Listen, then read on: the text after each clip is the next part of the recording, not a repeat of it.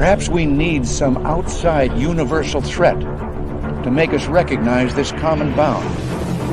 I occasionally think how quickly our differences worldwide would vanish if we were facing an alien threat from outside this world.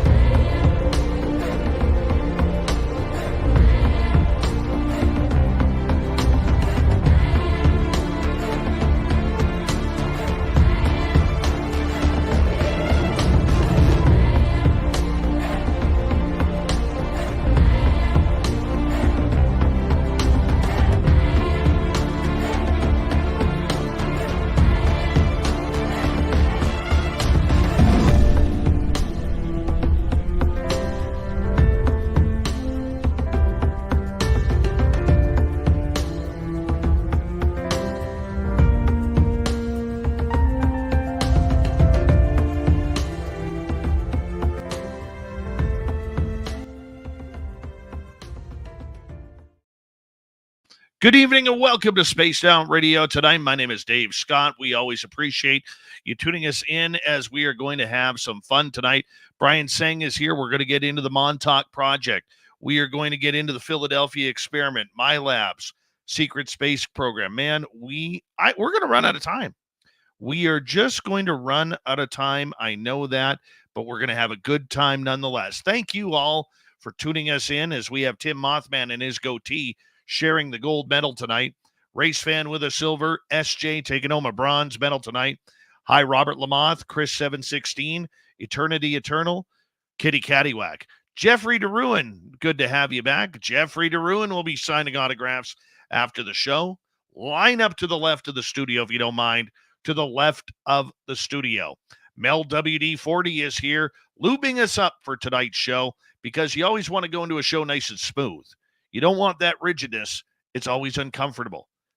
Glenn John McEnroe, the pride of Wimbledon, is here. Hi, John Lamb. Rico in Calgary, nice to see you. Number 3 in your program, starting at right wing from Stockholm, Sweden. Lars Jansson. Millennium a Man, Frankie B, and Joanne, and Noble Patrick. Nice to see you all tonight. Thomas Rock. Woo M.I. is here. Woo M.I. will be signing autographs after the show as well. Line up to the right of the studio, if you don't mind, to the right of the studio. Hi, Chef Chris. Pam Harris. W. David Page. Good to see you all. Terrence Wills. Good to have you back. Operation Shutdown. Candy Wolf. Marianne Kochabinski. How are you? Must be related to Walter somehow. I'm just thinking. All right. Continuing on with our roll call. There's Road Flare. Renee BK. How you doing this morning, buddy? Necessary Dialogue. Nice to see you. Algaray over on Twitch just did 200, make that 2,000 secret space chin-ups to warm up for Brian tonight on the show. Hi, Shelly. How are you?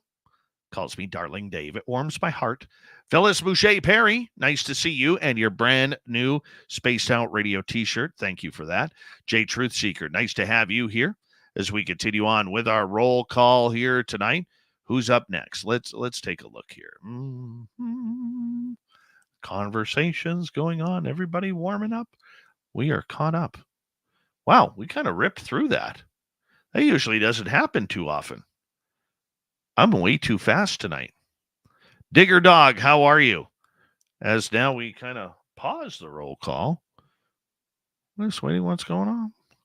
Man, did I have an interesting conversation today. It's one of those conversations I wish I could get into. But man, it was all about UFOs. It was good. Oob to Joe's Maine. You've got Lubla. Yeah, you do. Give her a pet for us if you don't mind. A little scratch under the chin too. Not you, Joe, the dog. All right. Could you make sure you do that for us? The super chat is open. It is a wonderful way to support what we do on this show on a nightly basis. So thank you very, very much. And don't forget, you can always shop at our Spaced Out Radio store. We do not have ugly swag, people.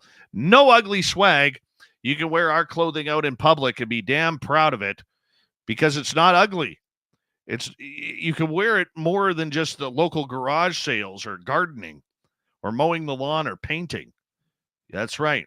You can wear our stuff out in public. Imagine that. Ozzy, good to see you, my friend.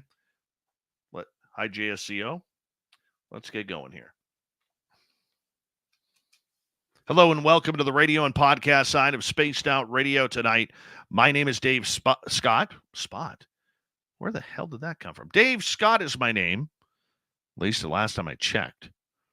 We're getting into every type of conspiracy possible, from the Montauk Project, Philadelphia Experiment, Secret Space Program, MILABS. Brian Tseng is our guest tonight on the show. Let's say hello to Richard Minnick.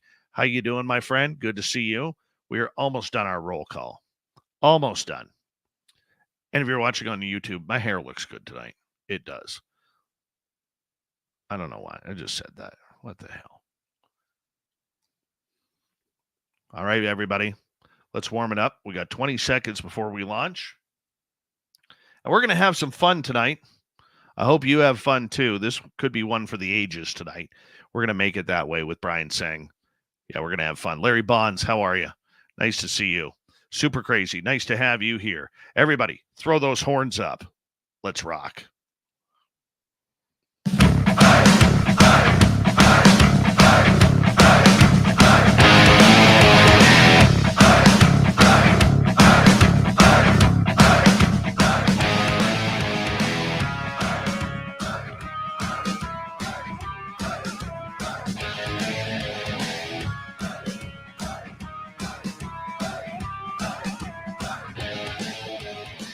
Mountains of central British Columbia to you listening around the world.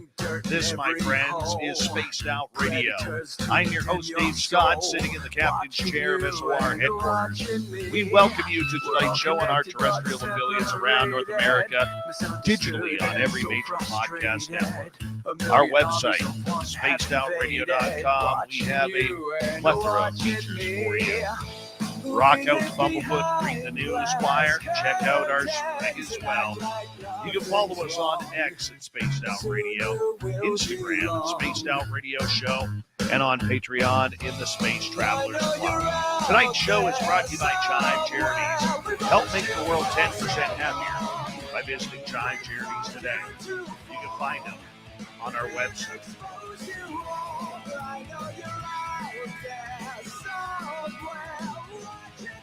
We are going to get into some deep conspiracy tonight. Brian Tseng is here to get into everything from the Montauk Project to the Philadelphia Experiment, time travel.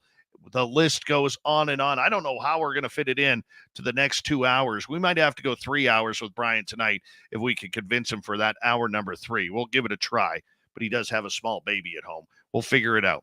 Then in hour number 3, Swamp Dweller is here for another spooky story. And if Brian can't stay for hour 3, I know I'm putting him on the spot right now. We'll get some audience questions tonight as we're taking the night off the Cryptid Report. How about this? If we get audience questions, I'll go for number 3. Oh, you are a hero, Brian. You are a hero. Well, now you've heard Brian. I'll just bring him on up. Let's get to his introduction here. Brian Tseng co-organized the 2023 Montauk Adventure Tour to assemble survivors of the Montauk Project for the 80th anniversary of the related Philadelphia Experiment. He co-hosts the Disclosure Now YouTube channel with Arkheim Ra with the mission of forcing the worldwide disclosure exposure of secret space programs, military abduction programs known as MILABS, super soldier projects, and like as a first step to bringing about our collective Star Trek future. Brian was the executive producer for the 2024 Full Disclosure Now conference in St. Pete Beach in Florida in July of this year, and is now busy with his executive team to produce next year's event at the same time and place, given the huge success of year number 1's grand event. Brian Tseng, first time on Spaced Out Radio. I got to meet you back in Reno, Nevada for our SOR fan party. You're a good friend of the Cryptid Huntress, Jessica Jones, who we both know and absolutely love and adore. It was great to meet you, man. And, you know, the one thing that I remember, not only are you very eloquent about these subjects, but, man, you wear a good suit. You wear a great-looking suit, my friend. I appreciate that. I want to give a shout out to James Freeborn of Freeborn Designs. They're very colorful Eastern type Indian fabrics put into Western suits and tuxedo type setups, and I love it. And also, thank you to Richard Minnick. Shout out for the support. Thank you for helping to keep platforms like these alive and independent. Absolutely. That's what we do around here. Brian, how did you get started in all of this? What made you go down the rabbit hole and chase what people consider conspiracy theory? Well, basically, I've always been interested in this stuff my whole life. I always knew I wanted to make a difference from a young age. I think the first time anyone sees a homeless person when they're driving with their parents or stuff like that. And then later on, the more woo aspects, because I just remember high school is kind of like I was always reading Greek mythology and then Roman and then Norwegian and then the Egyptian stuff kind of got really weird and then some Indian mythology as well. And then the X-Files, that really resonated with me. There's just so much about that show. I even got to be a background extra before I left Los Angeles in the later 90s. I was like dock worker number 9 behind a bulkhead of Chinese dock workers. It was like the Chinese ghost dog episode coming to Chinatown. But all of that has intrigued me. And I used to organize doctors to do medical advocacy and fight medical denials. And that advocacy that I used to do, I learned a lot of organizing. And I'm now applying that to the Full Disclosure Now movement. And by discovering people like James Rink and Tony Rodriguez via platforms like the Journey to Truth podcast, I've learned a lot about people who are involved in these secret space programs. And since then, I've gotten to meet them, do advocacy with them, organize with them, do the conference, number 1, and now the second one coming up, do shows and other work out there to advance what we like to call the full disclosure movement. That is amazing. When you decided to go down this road and really commit to it, were you surprised that there was so much cover up on these topics, whether it's UFOs, aliens, alien abduction, time travel, and the technologies that we've only read in books or in science fiction movies? Yes and no. I guess where I am now, I'm way beyond. I guess the woo meter kind of went off the cliff already, and I'm past that. I accept that we live beyond a third density matrix reality with whatever distortions. There's a fourth and fifth and higher density consciousnesses. ETs exist, and not only do they exist, we know who they are, like the Arcturians, the Pleiadians, the Andromedans, the Sirians, Vegans, Illyrians, and the different factions oftentimes within these groups and what their agendas are, what kind of craft they fly, the level of technology. This is all out there. And so that's where I am now. But where I was back then, just watching the TV show, The X-Files, for example, yeah, I've come a long way. So I guess where I am now, I'm not surprised. But I guess you'd say I've kind of gone over the rainbow. Well, being a big fan of The X-Files, and I do have to admit, I've never watched an episode. I know what it's about, but as weird as I am and as far down the rabbit hole as I am, I can honestly admit I've never, seen an X-Files show. But the one thing that I've talked to a lot of people in my research and everything is that it's almost 30 years ago that it was prophecy for a lot of these stories that are coming out today. Well, what I would say is instead of prophecy, what it was is that show writer Chris Carter had, access to the internet by then, and probably he had other sources, perhaps, they were feeding him information that there's enough real life stuff out there. Majestic 13, Operation Blue Book, the Russian Yellow Book, documenting all of these ETs and craft and recovery projects, like with Clifford Stone and William Tompkins talking about building a secret space fleet. There's enough of this documented, I guess, evidence out there now that it's no longer I don't think it should be a mystery. And so for a lot of this stuff to end up on, say, the X-Files in there, at first, maybe when that was first being put on the mainstream popular media, it was news to many of us. But now looking back at it, when you realize that a lot of this stuff goes back to, say, Roswell in 1947 or the Philadelphia Project in 1943, and here we are in 2024, it just shows us how effective the other side has been in keeping a lid on it with their Men in Black or Operation Mockingbird, or however there are tainting the narrative, or covering it up, or diverting it in a way that benefits them.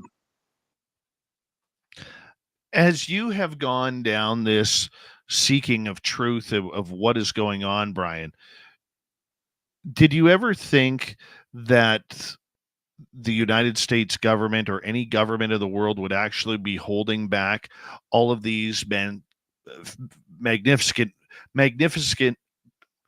fabulous, since apparently I can't say magnificent tonight, feats of technology and really history?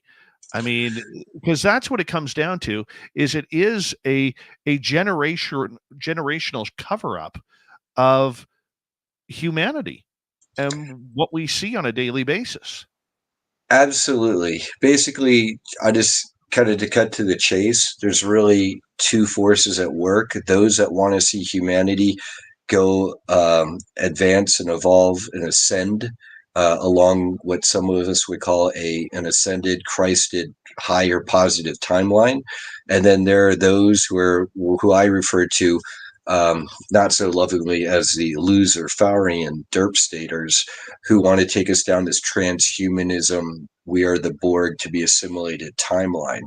And everything that they do, from the time travel projects of the Montauk Project to opening doorways with CERN, that's all geared to putting us onto this negative, lower time transhumanism timeline. And so there's something called the Military Secrets Act, I believe it is, of like 1954. Penny Bradley spoke on this at my one event there.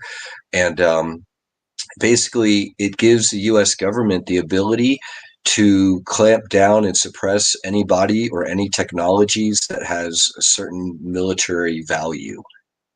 And they are allowed, and that's where people who invented the water engines, or Searle magnetic motors, or all of those people have been disappeared or silenced or bought off, in one way or another.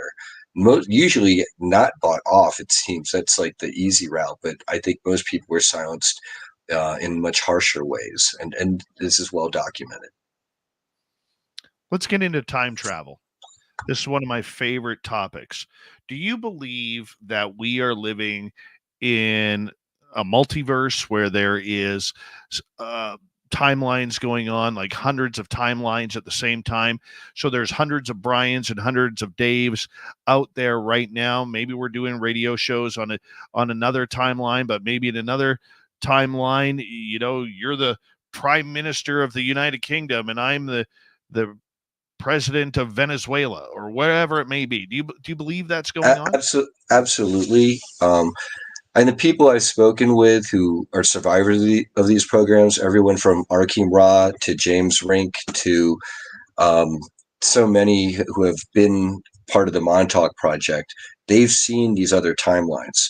For example, Philip K. Dick, in his Man in the High Castle novella, he writes about an alternate timeline where the bad Germans and Japanese won during World War II, and they split the United States in half. And then in that supposedly fictional novel, it's about a person codenamed the Man in the High Castle who created a film reel showing an alternate reality where the U.S. won World War II, right? And apparently James Rink has seen a timeline where actually the bad Germans and Japanese overtly won on the Earth. Having said that, with the Montauk Project and going back to World War II and the bad Germans who went down to New Schwabenland and had the Hanabu UFOs and flying saucers and Hitler's Bell and that technology, and we'll go into that during the course of this, they actually are the de facto winners of World War II, and we've been living under them this whole time without knowing it. And this is where we get into the breakaway German space civilization, along with the U.S. and Japanese and others. How do you believe these people, Brian?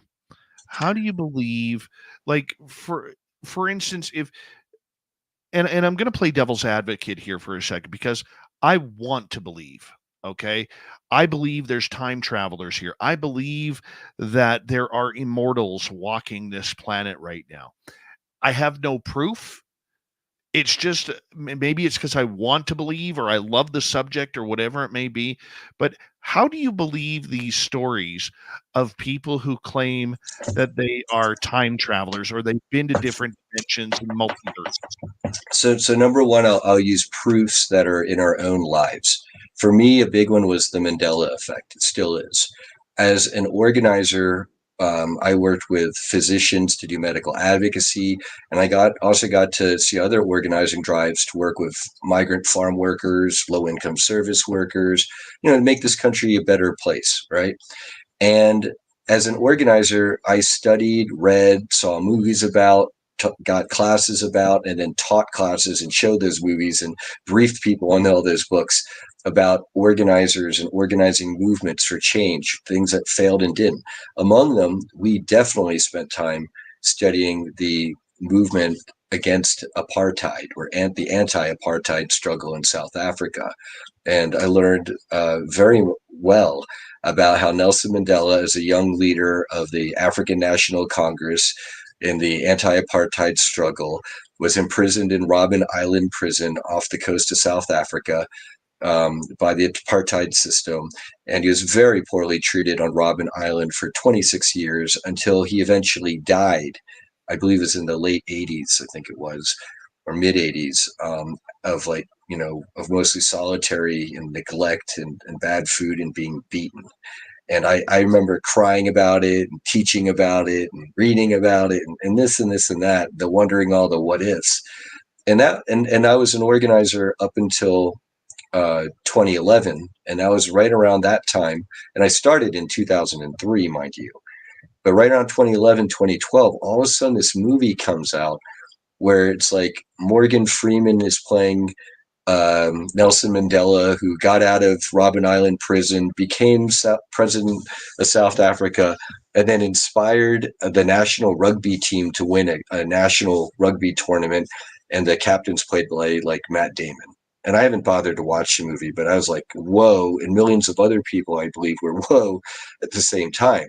Another big one for me, this is a more recent one, actually, that I've learned about, and it blows my mind, is if you have a Bible on your shelf, maybe you have a family Bible, you've had it in your family for generations. And there's a line in, I think it's Isaiah 11:6, and the lion shall lay down with the sheep. And now go to your physical print Bible, everybody. And I pretty much guarantee you it now says, and the wolf will lay down with the sheep. It got changed to wolf. I'm not kidding you. And I looked in my own personal Bible, and it blew my mind. Okay, so that's one. So those are two effects right there.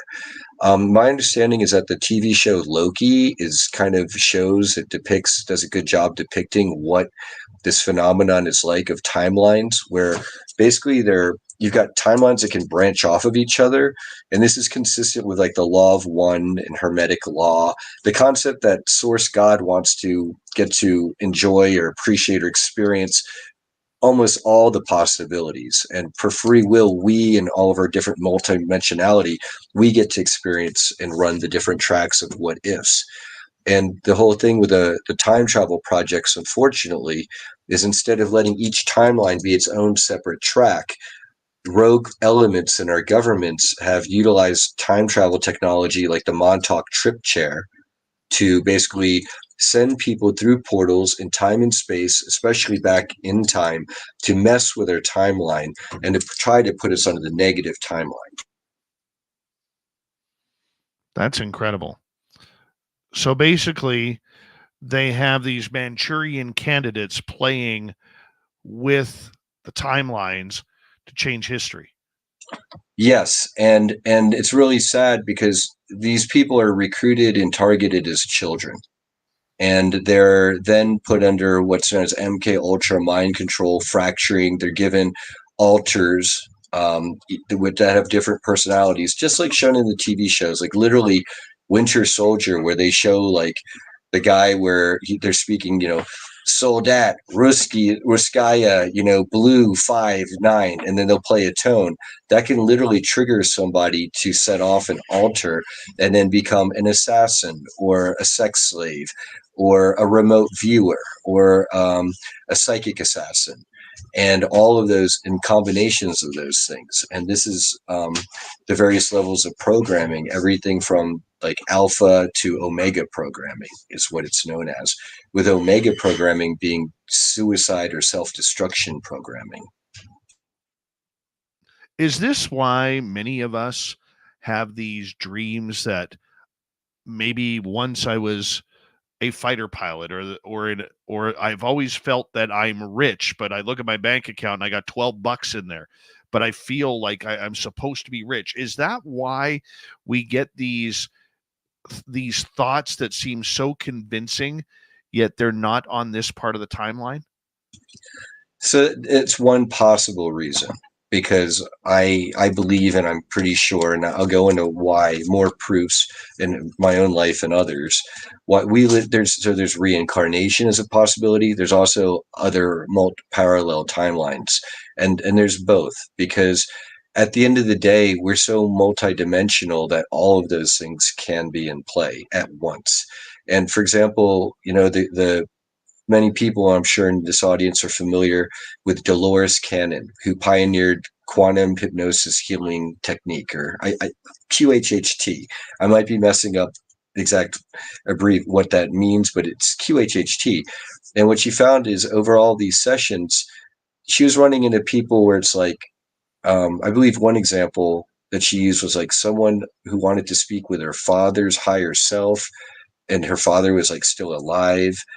And it's like a mantis being or insectoid came through, and it turned out that that's like her father's, a manifestation of her father's higher self talking to her in the here and now through this QHHT session with Dolores Cannon, while her father also exists in a human body meat suit, at work at the brew factory or whatever.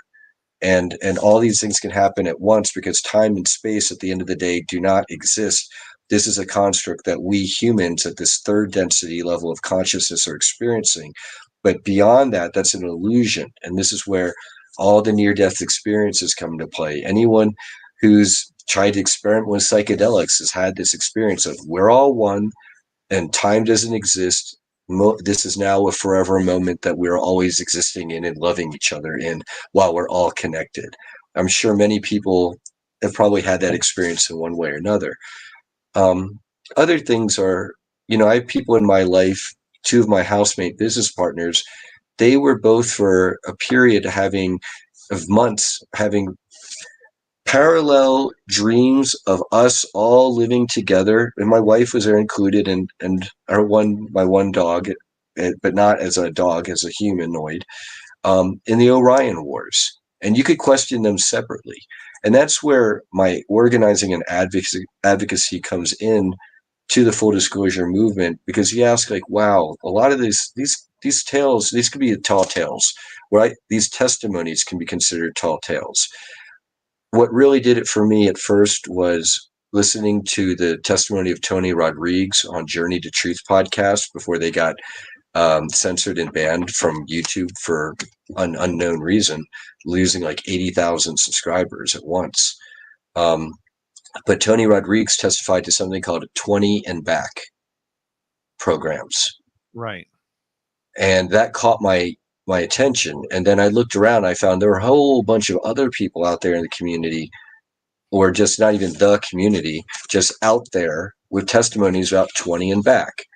And interesting enough, I found out through my research and talking with survivors of the Montauk Project and secret space programs that apparently one of the things they discovered during the Philadelphia experiment in 1943 with the USS Eldridge.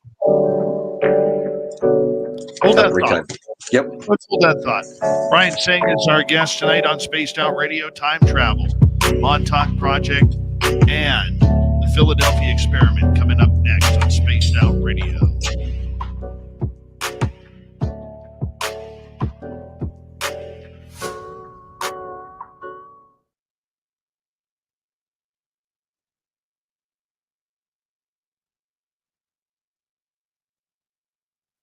All right, we're clear, buddy. We are clear. Good start to the show, man. Good. I'm glad. Yeah, I can go definitely to the Montauk Project and Philadelphia Experiment and time travel, and I can definitely get into that. And there's going to be a lot for the audience there, because I can talk about people who have seen parallel timelines in depth. Oh, yeah. It's crazy. I love it.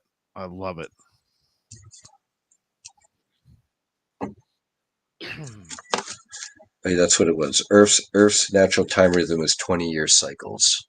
So apparently it's easiest to manipulate her time travel in 20-year increments. At least that was with the earlier, more rudimentary Tesla technology.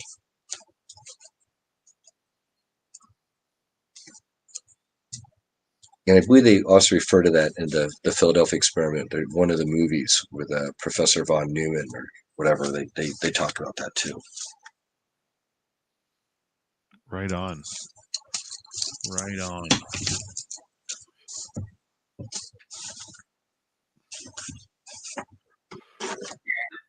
Excuse me.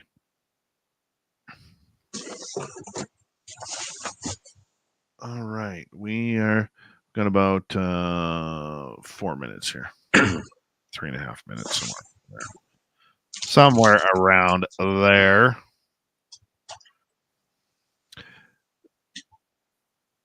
If you guys have any questions, we'll get to them in the second half of the show with Brian. I appreciate that, Woo Poo. Thank you for letting me know. I do love my sports history moments. Razande remembers Nelson Mandela being killed soon after being released from prison. That almost sounds like a third timeline. In my timeline, he died in solitary, and that was a big tragedy. Let me just see.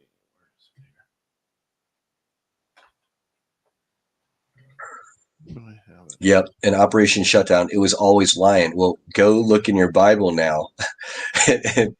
Isaiah 11:6, I think it is.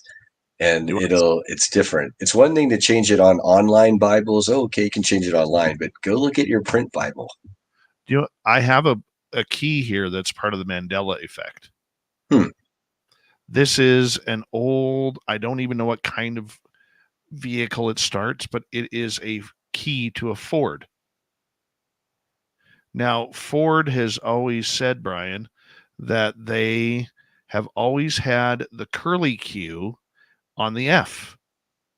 And I don't know if you can see it there. Oh, this stupid lighting. I'm trying here. Either way, this key does not have a curly Q on the F. Huh. And well, I can't see, but I can tell you for a fact that Arkheim Ra and at least one other person in the Montauk Project, one of the things that they would do is when they went to alternate timelines, they would make it a habit of sneaking back coins. And Arkheim says he used to have a coin collection of alternate timeline coins that he kept at the Montauk base, Camp Hero. Man, I wish I would show up. Yeah. So there's wild stuff like that. Yeah. The other one that screws me up is the movie Shazam with Sinbad. Because I remember my buddies and I talking about that movie in high school, thinking Sinbad was like not funny. And this movie looks like it really sucks. Right. He was in his MC Hammer pants and, and the horrible hairdo that the guy had at the time. And, and then to find out now 30 some years later that the movie never existed. It's like that one messed me up. That's where I thought, man, there has to be something going on here. Oh yeah, or Ed McMahon. I remember Ed McMahon walking around with a giant checks. Publisher Clearinghouse, you won $1 million, ma'am. And apparently, in this timeline, that never happened. Ed McMahon never knocked on anyone's door to present a giant check ever, and that's not what I remember growing up in the '80s. And Joe in California has something throwing rocks at his truck. We know what that is, Joe. Is Lola getting worked up over that or what?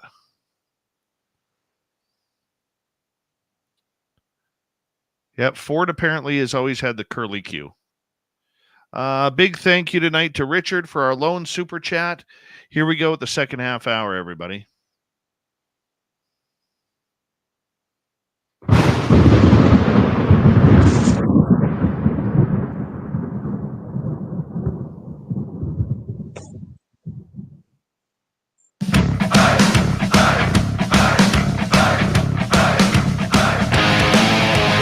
Second half hour of Spaced Out Radio is now underway. Good to have you here. My name is Dave Scott. Very much appreciate you tuning us on in wherever you are on this beautiful planet called Earth. Reminder to all of you that if you missed portions of this show or others, our archives are always free. Always free. Go to youtube.com/Spaced Out Radio, or you can listen to us on any major podcast network. Our website, spacedoutradio.com. We have a plethora of features for you. Rock out to Bumblefoot, read the news wire, check out our swag as well. Follow us on X at Spaced Out Radio, Instagram at Spaced Out Radio Show, and on Patreon in the Space Travelers Club. Here we go with Brian Tseng talking about weird, strange conspiracies out there. We're talking time travel, Philadelphia experiment, Montauk Project. Brian, welcome back to the show, my man.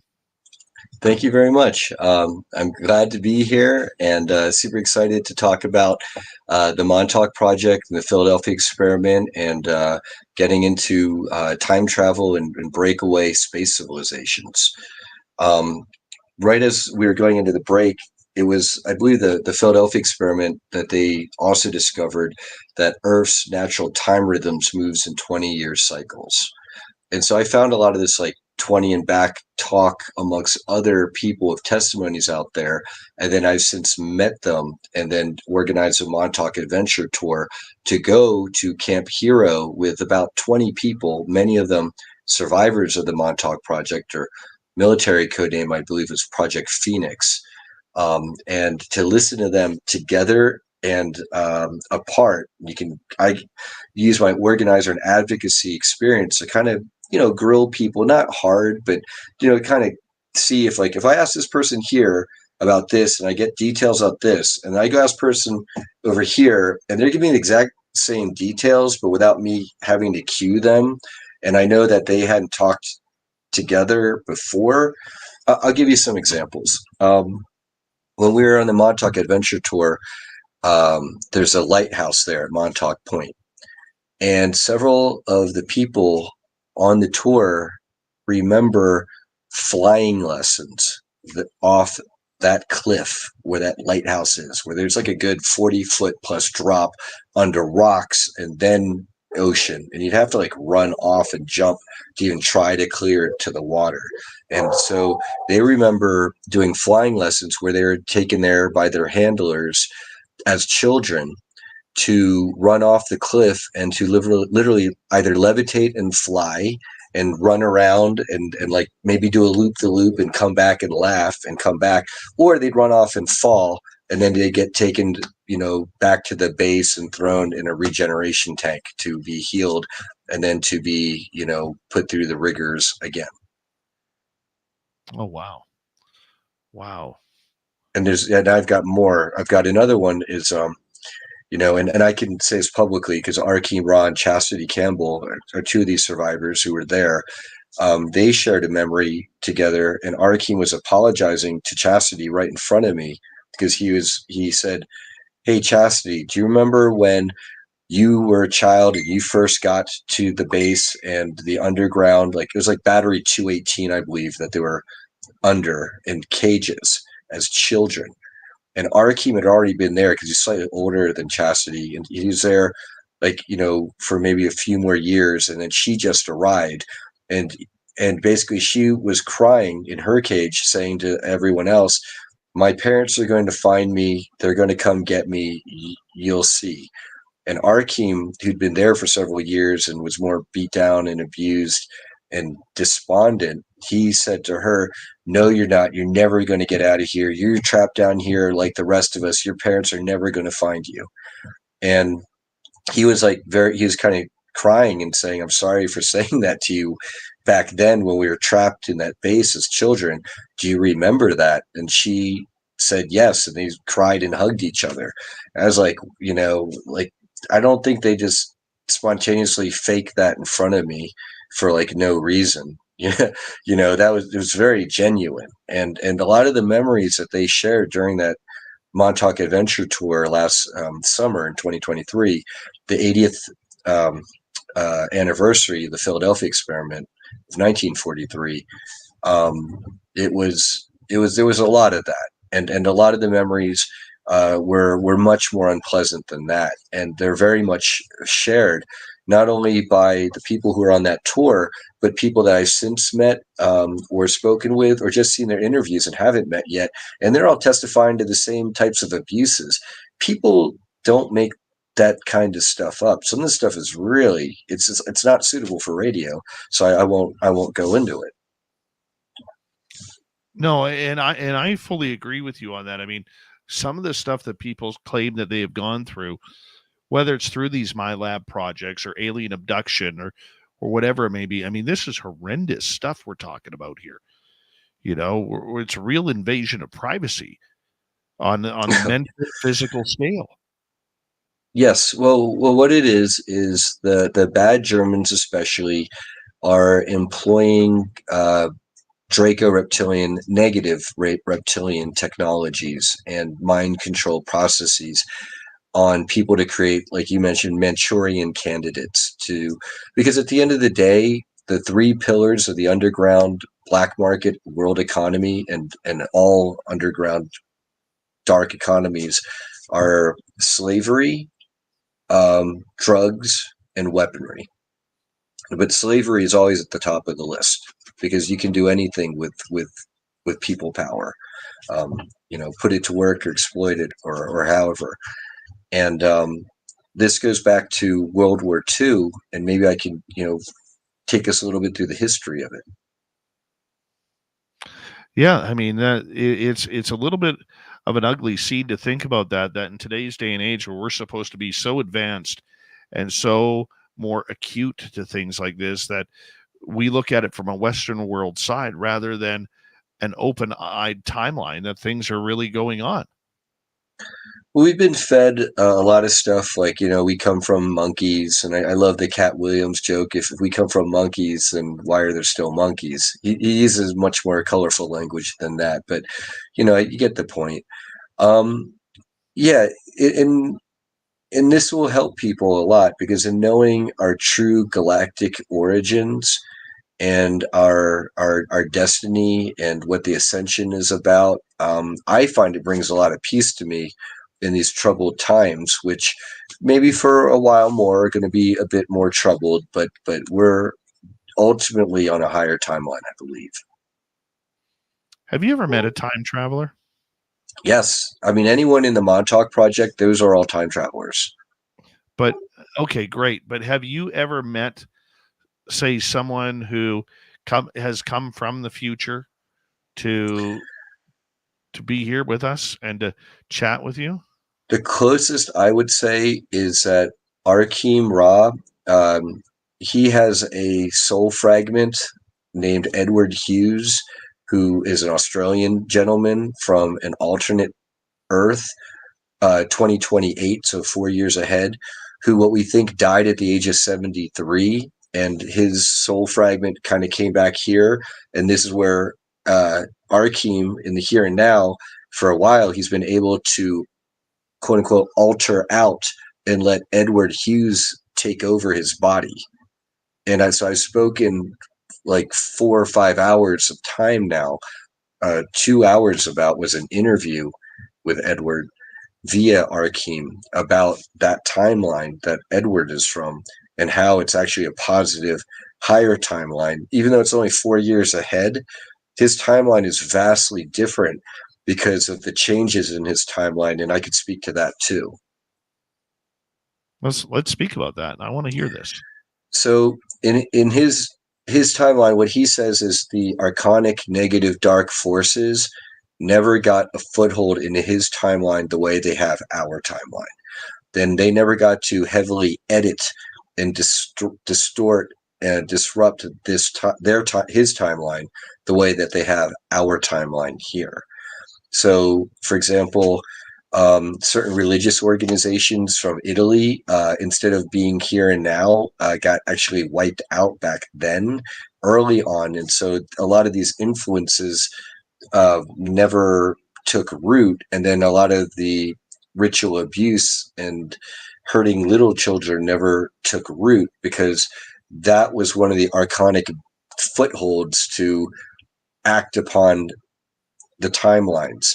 And in his timeline, they stomped that out early. World War II went very differently. JFK was a celebrity. He never became president. He never got unalived.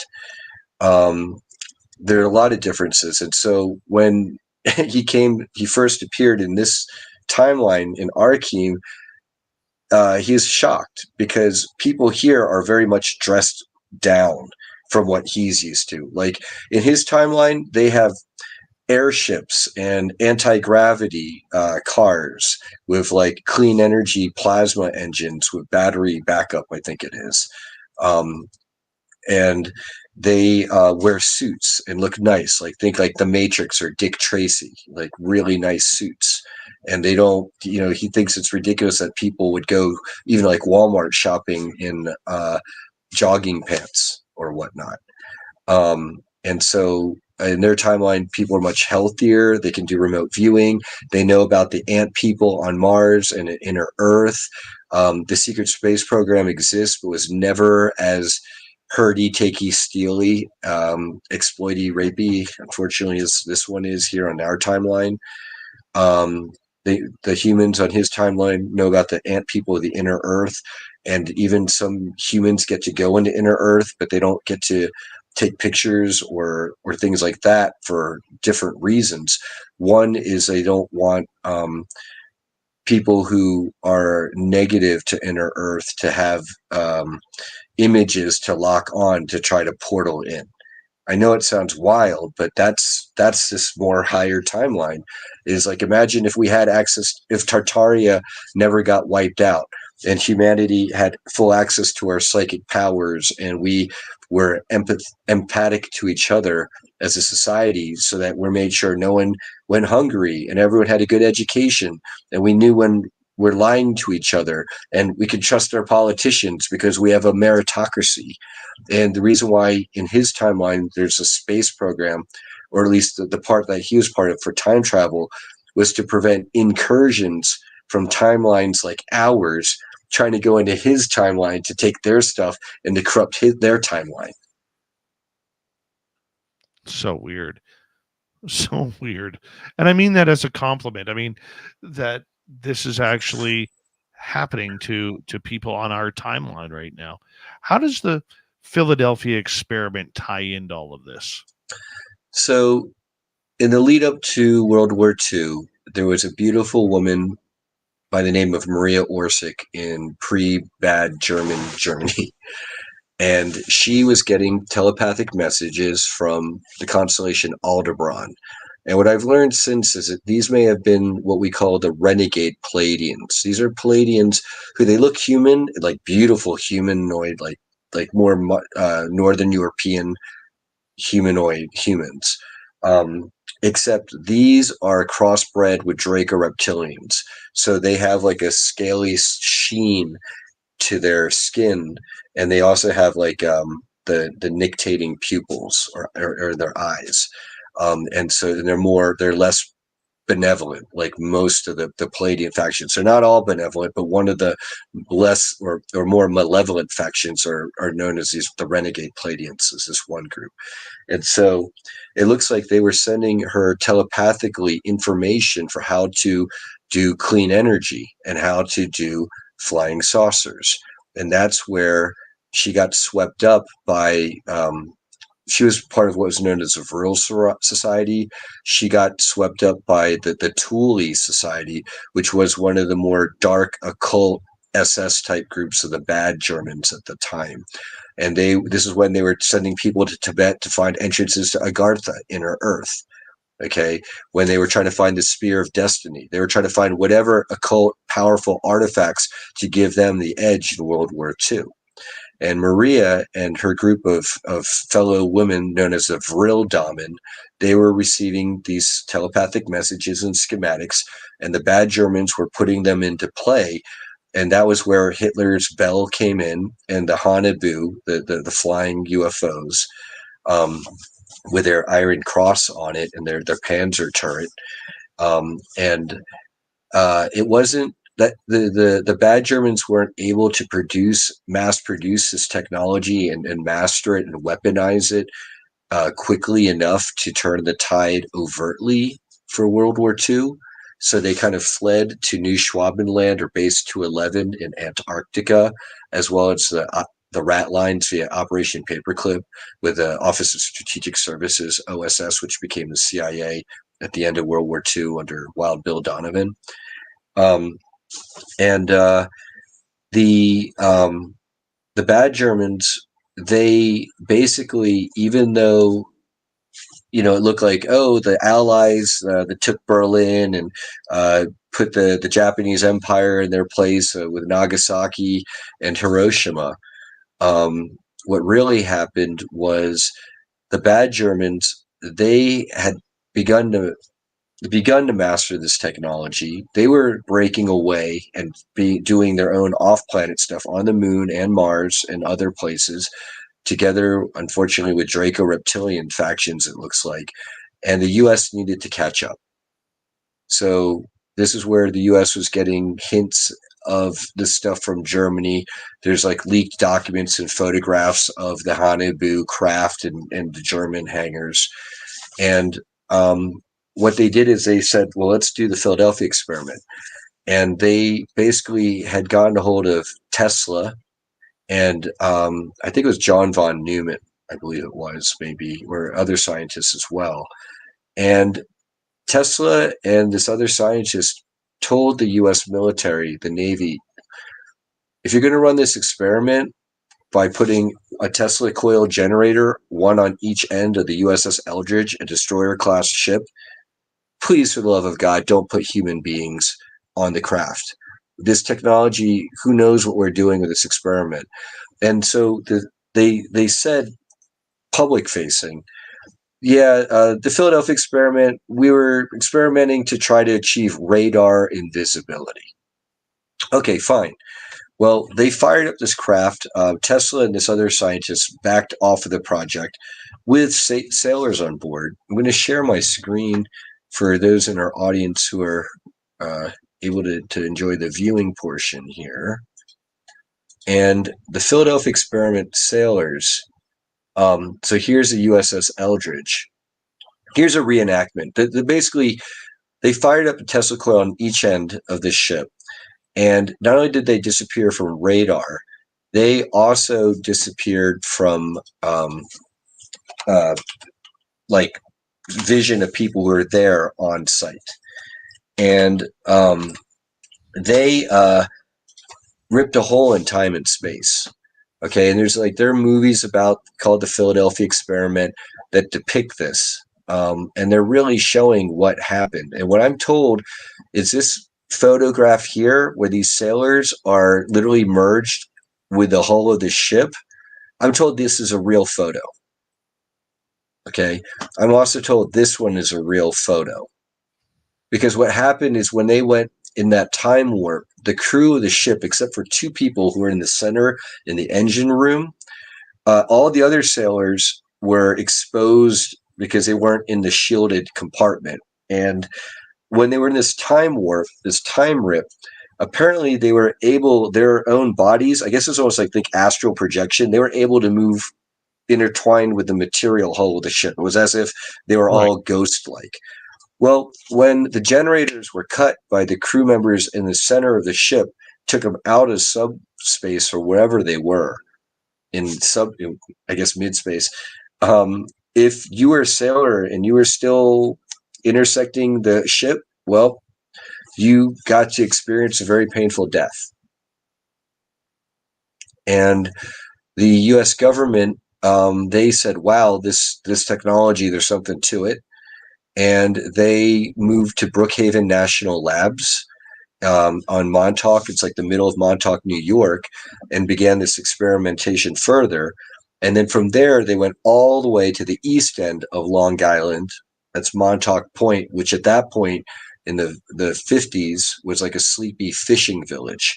And that military base there, Camp Hero Army base, you didn't need it at the end of World War II, right? So it's decommissioned. And I guess it suited the underground portion suited their purposes. And what they did is they took something known as the Montauk Trip Chair.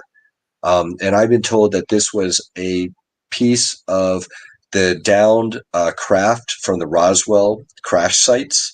I think there's multiple because the craft might have actually hit and skipped, okay, and finally ended around Roswell. And the pilot chair, the deal is with the Greys and other ETs, they don't pilot their ships by holding a yoke and a rudder or whatever and pedals. They telepathically meld and communicate with their ships to fly. And so this craft, this seat, this chair, looks like it helped to amplify the psychic ability of whoever sits in it. And unfortunately, they found out as well during the Montauk Project that sitting adults into the chair wasn't effective. It didn't work to achieve the things that they wanted to, namely opening portals, making things materialize. Those are the main two that I know of, but the portals is a big one, especially portals in time and space. And they found that by strapping kids into this chair, not the vast majority, mind you, could not open portals. They died in this attempt. And so the survivors of the Montauk Project, they talk about the low end of victims who are dead and gone, literally in the tens of thousands. The high number I've heard is 300,000.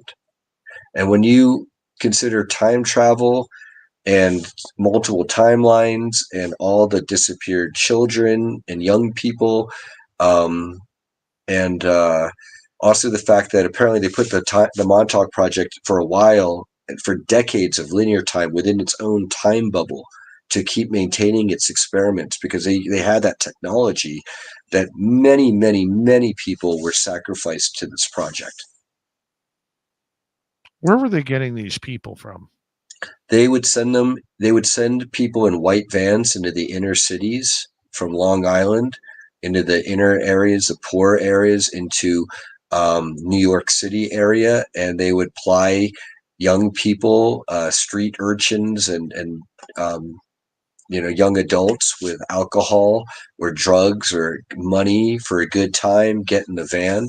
A lot of these people were targeted in grade schools where they joined things called the Talented and Gifted program, the TAG programs, or the GATE programs.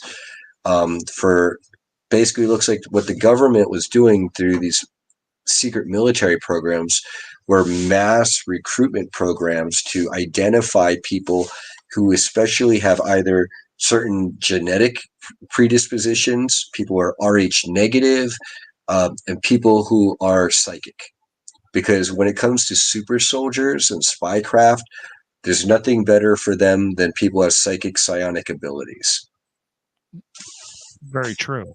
Very true. And those abilities are also passed down through family timelines as well, which, they would maybe have record of as well. And it's funny because I was having this conversation on the radio earlier on with Walter M. Sterling, and we were talking about alien abductions and how these family timelines, go right down the road. I mean, it could be 3, 4, 5 generations of it. I'm going to get you to hold on right there, Brian, because we're going to come back here in just about 5 or 6 minutes with Brian Tseng. We are going to get more into the Philadelphia experiment. We're going to get into Montauk. We're going to get into a lot of different things. MILABS, people going missing. Where are they going? What is happening to them? It's happening all over the timeline around the world. It's not just in the U.S. It's not just in Canada. It is everywhere. This is Spaced Out Radio. We'll be right back, everybody. This is Spaced Out Radio with host Dave Scott.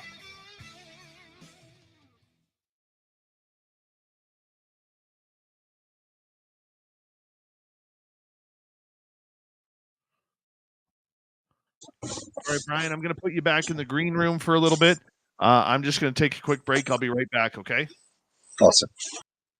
Be right back, everybody.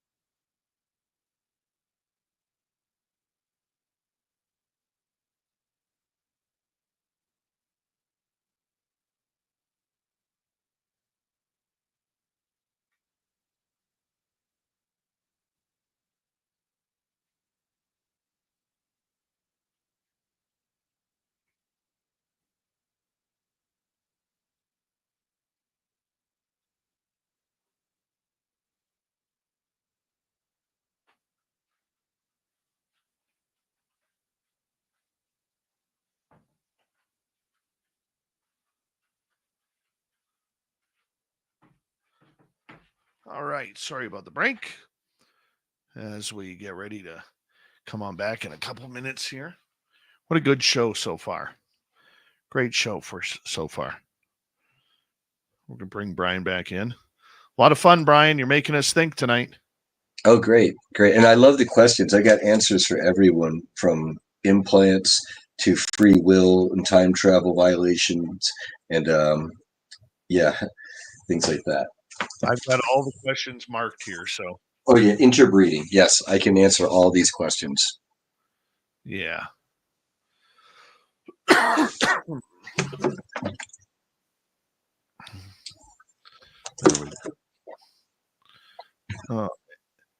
Auntie Dusty, welcome to SOR chat. And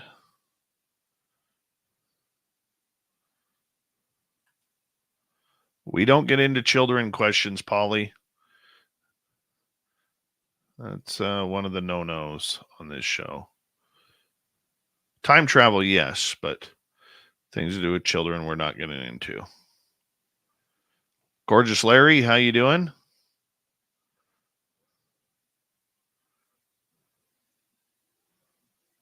I'm friends with Montauk is Strange Brian Minnick. He's a great homie. Oh, yeah. Peter Benton, good to see you. Hi, Channel Warhorse. Nice to see you.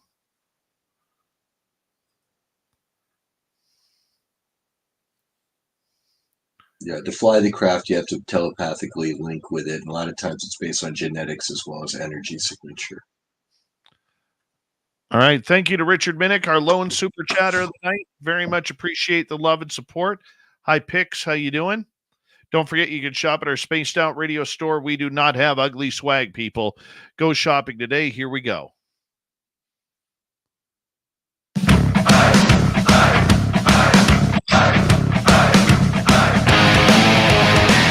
we go with hour number 2 of Spaced Out Radio tonight. Conspiracies galore on the mighty SOR with Death Brian Tseng. We'll bring him back here momentarily. But first, I want to say hello to everyone listening in on our terrestrial affiliates around North America, digitally on every major podcast network. Our website, spacedoutradio.com, we have a plethora of features for you. Rock out to Bumblefoot, read the Newswire, check out our swag as well. Follow us on X at Spaced Out Radio, Instagram at Spaced Out Radio Show, and on Patreon in the Space Travelers Club. The Desert Clam has set the password for tonight in the SOR Space Travelers Club. Montauk. Montauk is your password. Use it wisely, Space Travelers, as a clam sets the password each and every night right here on Spaced Out Radio. Here's Brian saying hour number 2 of the show, where we take a look at some of the weirdest conspiracies going out there. Brian, I want to ask you, one of the biggest people towards time travel over the past couple of decades has been Andrew Basiago and his talk of being a child chrononaut. He was saying that they were chosen as children because their bodies were much more loose. The muscles weren't formed, the bones weren't hardened, and that's why children were used at that time rather than adults whose bodies were basically matured and formed. What do you know about the child chrononaut theory? So, first of all, I knew that Andrew Basiago is real, and he was dealing with arc jump room technology. And many people in our community who have survived these programs, they testify that Andrew's real, and he's a great person. I personally think that Andrew, because of the way he got into the programs as a child, he got much better treatment than many of the other children because he wasn't like targeted and recruited in the same way. I believe his father was already kind of like a high-ranking officer and part of the program and was able to bring Andy as a child into the program without it being like an abusive MK Ultra manner. And so Andrew got to experience that. And I believe that Project Pegasus, that time travel project that Andrew was part of, that was part of the earlier generation of the project. And then from there, I believe it went to more the Montauk Project with the Montauk trip chair and the mass amounts of children that they're using, and the different methods and occult methods that they were trying and applying to those children, to what Arkheim calls Montauk 1.0, was basically taking tons and tons of children and putting them in the chair and seeing if they could get these portals to open and seeing what can be done. And as someone in the audience here points out, yeah, this is what Stranger Things is based on, except in that TV show, which they never give credit to the real life project nor the real life survivors and victims, unfortunately. And that's a big thing that we in the movement want to address, because like Netflix is making billions of dollars off this series, and here there's real life survivors, the few out of the many numbers, the vast numbers who didn't make it, and many of them are high and dry and really could use some financial support. But where was I with that? With that project Montauk 2.0 was where, okay, now they're figuring out how to open up doorways in time and space, how to send people back in time, how to mess and alter with the timeline, and then have them come back and then create that Mandela effect. And then people who are familiar with the Montauk Chronicles as written by Peter Moon, he's given a very whitewashed version from perpetrator Preston Nichols, who was one of the main horrible abusers of the kids at this project. And he whitewashed his own version, his own role in the project. And Al Bielek, they basically were overthrown by one of the children. They say Duncan Cameron, but I believe now in real life it's a person named Chris Latour, who's a French Canadian, who also they share names and code names and stuff, who also probably went by Duncan Cameron in the project. I think it was Chris Latour, who as a child is the one who summoned Junior, the psychic Sasquatch, who literally rampaged around Camp Hero, that base, and only attacked the perpetrator abusers and did not hurt the children. Because the deal was these children, after being told, hey, you're going to be strapped to this chair, you can open up a hole in time and space, you can make a pile of gold manifest, you can do whatever you want. One of these kids said, well, I'm going to make a monster appear to help save us kids. And that, for a brief period of time, was Montauk 3.0. The base got cleared out of the perpetrators, and the kids, the time soldiers themselves, for a brief period, had run of the base. And that was when Arkheim has recall with others of doing some time missions to try to undo the damage that they'd done previously. And then eventually the base got taken back, and I think they ended up flooding a lot of it and then relocating or moving the project to underneath New Orleans. I've heard a lot of testimony of that, as well as the Presidio underneath San Francisco. Or the Presidio, underneath the Presidio area of San Francisco. And then that's where you get the abuses of Colonel Michael Aquino came out into the open, are very well documented. And that's all linked into this. And while the Montauk Project was going, that's where the U.S. was also branching out with a secret space program to try to catch up with the bad Germans who had already ventured further out into space. So what was the purpose of these time travel portals? Because there are people out there who still believe these jump rooms are still going on and being used today. They're still being used. The jump rooms are more being used to get, my understanding is that they're more used to get from place to place. And then if you want to do time travel, you do more like a Montauk portal. So like the jump room, the band 30 Seconds to Mars with Jared Leto, apparently that's based on the amount of time in one of these arc jump rooms to get from Earth to Mars at like 999 Sepulveda Boulevard, where there used to be at least apparently a jump room to get to Mars, to the Mars bases. And that's what that band's name 30 Second to Mars is about. So the time travel, the main thing is, again, to put us on a negative timeline. One of the main missions that Arkheim recalls that they did was apparently back in Renaissance Italy, there was a figure who would have been like a combination of Leonardo da Vinci and Tesla, who he basically would have given us either free energy or time travel or anti-gravity or all three, because all three are actually interconnected. Okay. And the time travel mission was basically to send people back in time and to erase this guy from history as if he never existed, so that instead of his big inventions making out in the public, nope, never happened. If a poet or famous writer was coming through that guy's village and was going to write about him and put him on in the history books, they made sure that meeting never happened. Just like with Tesla, if he was going to have a big breakthrough experiment, they made sure, oopsie, lab fire or experiment instrument got broken or disappeared mysteriously. And then at the end of that mission, Arkheim recalls that his alter may have actually had to even kill that person at the end of his life to complete the mission.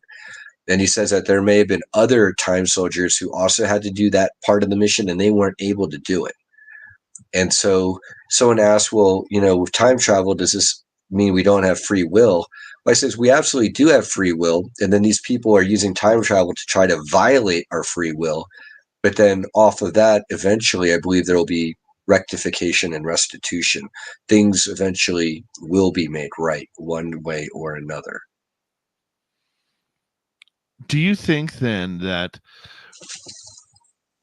okay, let me rephrase that. Andrew Bashago had stated that there were hundreds of children in this program, but very few have ever come forward regarding this. And he knows that the majority of them are, now going on 40 plus years later, are still alive and well. Why do you think more people have not come out talking about this if this was such an incredible experiential program? Well, the thing is that, this program on the outside sounds incredible, or at least fantastical and amazing. Like, wow, what an experience. Time travel. Yes. But at the end of the day, the whole agendas, the nefariousness, and thank you, Melvin, there for the shout out. They can't let this be public. In fact, this is why we call it the full disclosure movement, because it's one thing to release to the public the reality of time travel, anti-gravity, and ETs existing. It's another thing to admit that there are negative ETs, that negative elements of our government have signed bad deals with to sell humanity out with, and that these time travel programs are part of selling out humanity. And so in revealing the programs, it unleashes a whole can of worms of, wait, why have you been keeping from this all from us, the public? How many people have been died or otherwise silenced to keep this from the public? How much money? And then what are all the terrible things that you've done in the course of these projects? And all the other side projects, and then all the other negative occult stuff that is really not to advance humanity at all, but it's to advance a Luciferian agenda.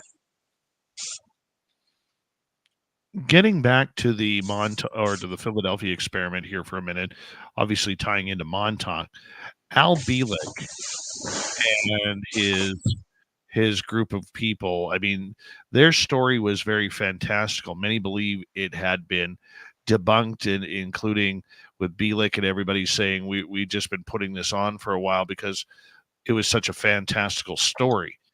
And they were getting a lot of press and play and fame and a little bit of fortune from it. How do you take a story like that and find the truth in it when other people are saying that it wasn't true? Well, first of all, there will always be debunkers. But having said that, let's add to the cast of people who have, I don't want to say cast, but the real life survivors with testimonies who have come out of the woodwork since Al Bielek and Preston Nichols, Duncan Cameron, and Stuart Swerdlow. Okay, we now have Arkheim Ra, James Rink, John Whitberg, Chastity Campbell, Christy Campbell, Leah Watterson, Danny Flitz, I could go on and on. And then now we have the remote viewers who blind remote viewing can verify, at least on a blind scientific remote viewing basis, that these testimonies are real. And that's what I would say is there's been a lot more, and all the documented evidence about solar warden, because I see that as the secret space programs are very much interrelated to the Montauk Project. All the people with the ET testimonies and Dulce underground base, and how, what do you know, they're seeing grays and tall Nordic looking beings in Dulce, and people in the Montauk Project, they're reporting seeing those similar beings appearing there. And then you've got all the footage of the video footage, and people, I mean, ourselves these days can go out with a 60 frame per second, preferably 120 frame per second camera, preferably with an infrared or thermal filter. And you can film the sky and you'll see these things flying by in real time. And the Farsight Institute, I'm friends with them and great supporter. They're pioneering this work and they're demonstrating it. So, there's so many remote viewers and contactees and channelers now on all the online platforms to be found and to consult with together or separately, that I'd say that there's so much now out there that the other side can't suppress it, because any free thinking person who's objectively looking at the floodgates of data come flying at us and all the testimonies, it's now, for me, it's too hard to dismiss. And then throw in the personal Mandela effects, and I no longer need to be sold. And then, for another show, my own life experiences surrounded by people experiencing the paranormal, that veil in many ways it's gone for me. I'm no longer speaking that same language that most people in, I guess we would call it Normieville, are speaking. I'm over here in Wooville. Wooville is so much more fun, isn't it? Much more, way more enriching as well. It really is. Explain to people what MILABS are. Yes. Military abductions, because this is important. So this is when, for these programs, they're targeting people generally at a very young age who are going to be great assets. And they're using technologies, from what we can tell, that are far more advanced than what most of us can imagine. Because when you're using ET level technology, these are ET races that have technology that could be hundreds, thousands of years old. When you got time travel, who knows how old this stuff is? And then different races combining their technology. So they have the ability to do so much more than we can imagine, and it makes a lot of this stuff possible. And your question, Dave, was can you repeat exactly? Explain to people what military abductions. Oh yeah, military abduction, right. So part of this technology is they're able to identify us as we're being born. They can, I don't know if they're using psychics or remote viewers to know what families different souls are going to be born into, or if they have other chronovisor technology to identify where people are who are going to be born to what families, and then from there they can target that family.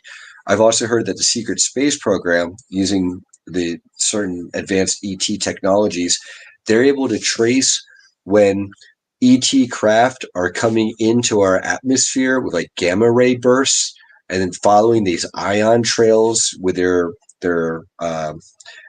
radar or whatever scanning technology to then figure out, oh, hey, this UFO craft appeared over this person's house to pay them a visit.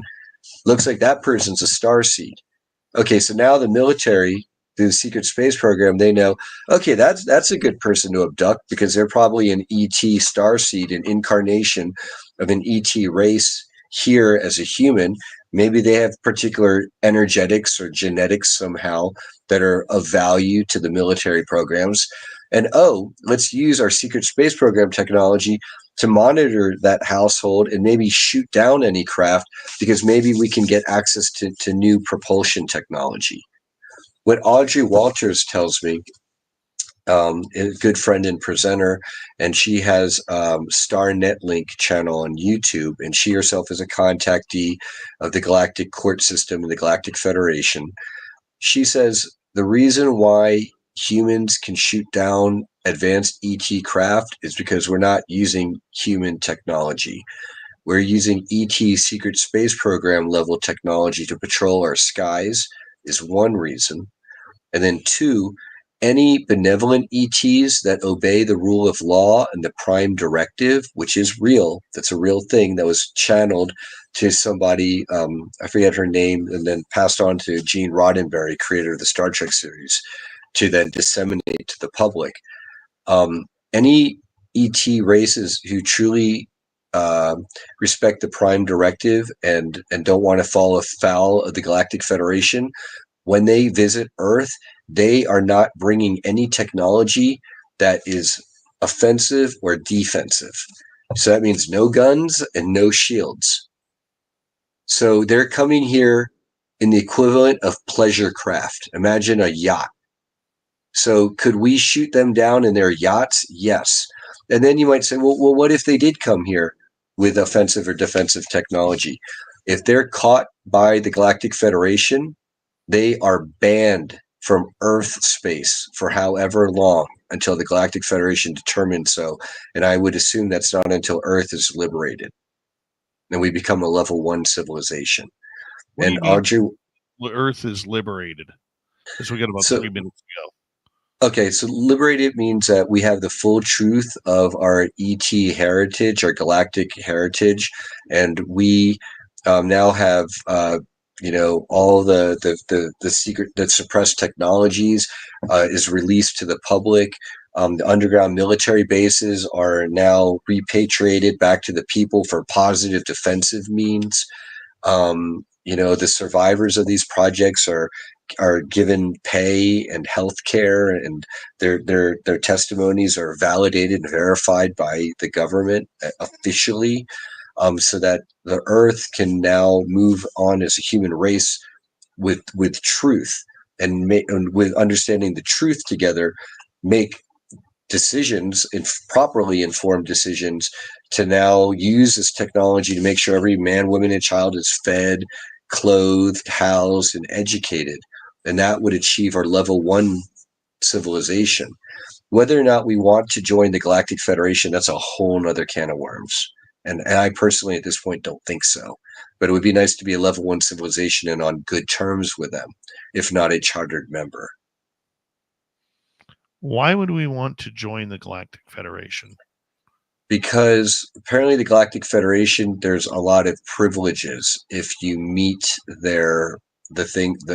what it takes to join them, and you meet their criteria, then you get a lot of privileges. Intergalactic trade would be one. Defense against negative ET races who are more imperializing, such as the negative Alpha Draco reptilians.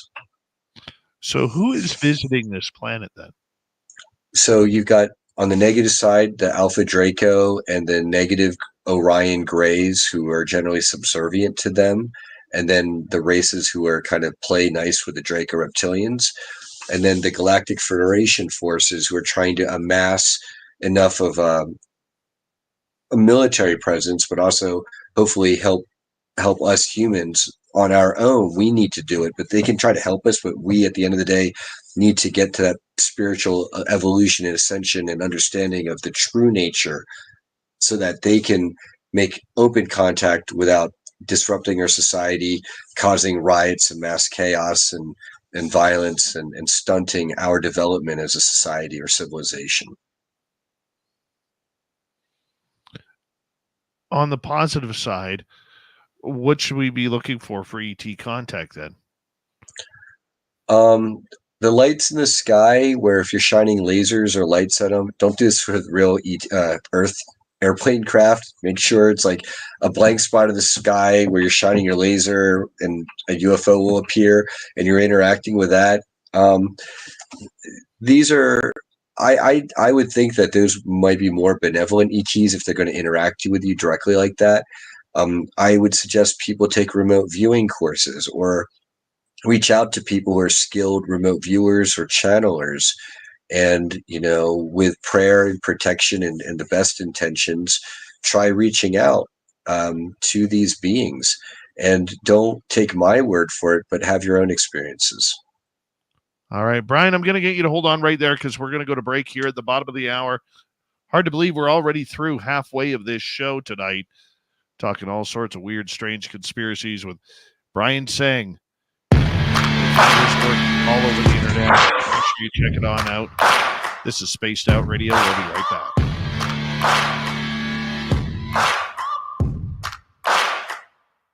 You're listening to Spaced Out Radio with your host, Dave Scott.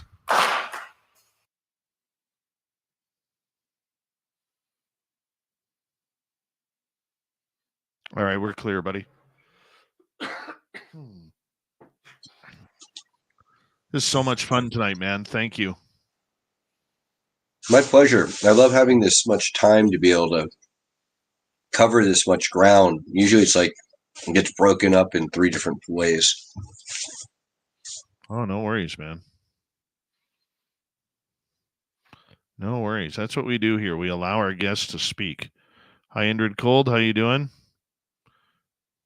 If you're the real Indrid Cold, appear in my studio right now, please.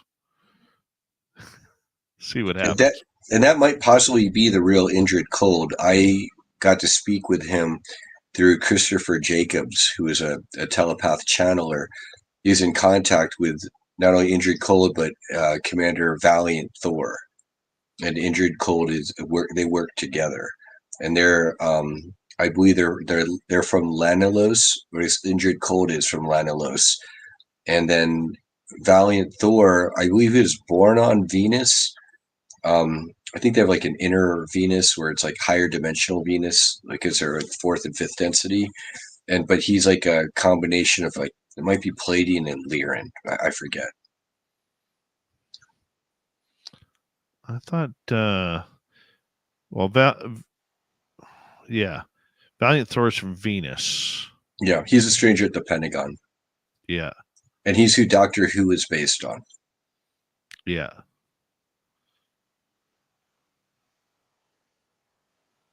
No, it doesn't look like that's the real Indrid Cold. If it's Indrid Cold, Steve Austin is his full name.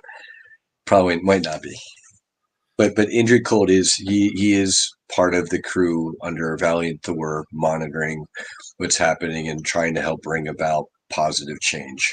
But also know that the Galactic Federation itself has a ton of red tape. The more I find out, the more sick I get. Are you have you ever tried channeling Indrid Cold? I myself haven't tried channeling or much of that. I seem to be shielded or blocked to a large extent, but I'm surrounded by channelers and people who can see spirits and auras and all of that. My main thing is I have a very strong intuitive knowing. Sometimes I've had clairvoyant dreams, but mostly it's just a knowing.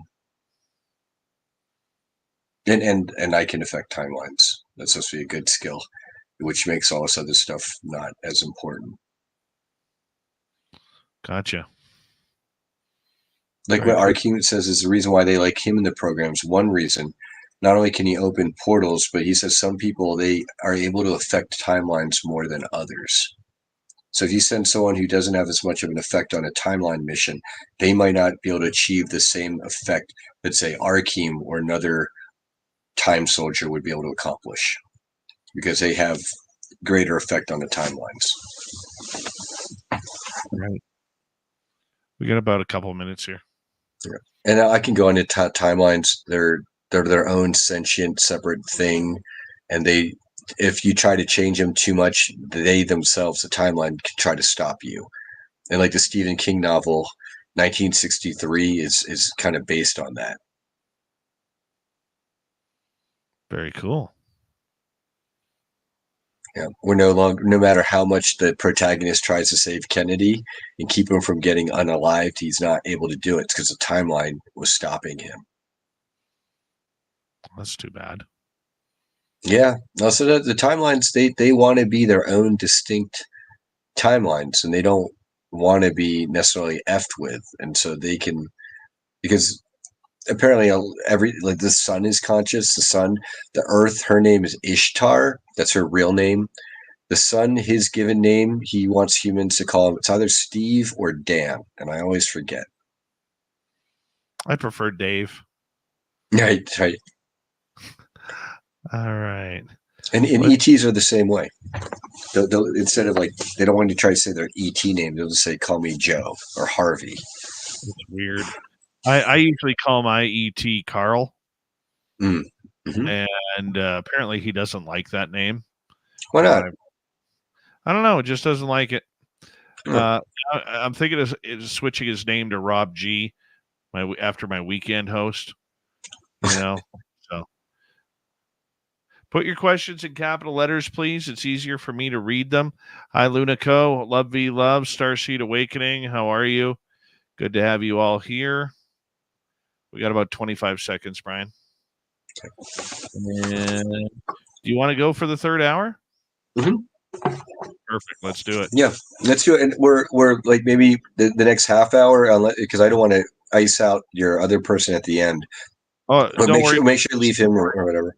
Just we can have him back. Oh, okay, recording. Okay, then I'm fine. Yeah, let's do it. All right. My wife should be asleep and happy. Cool. We got 7 seconds.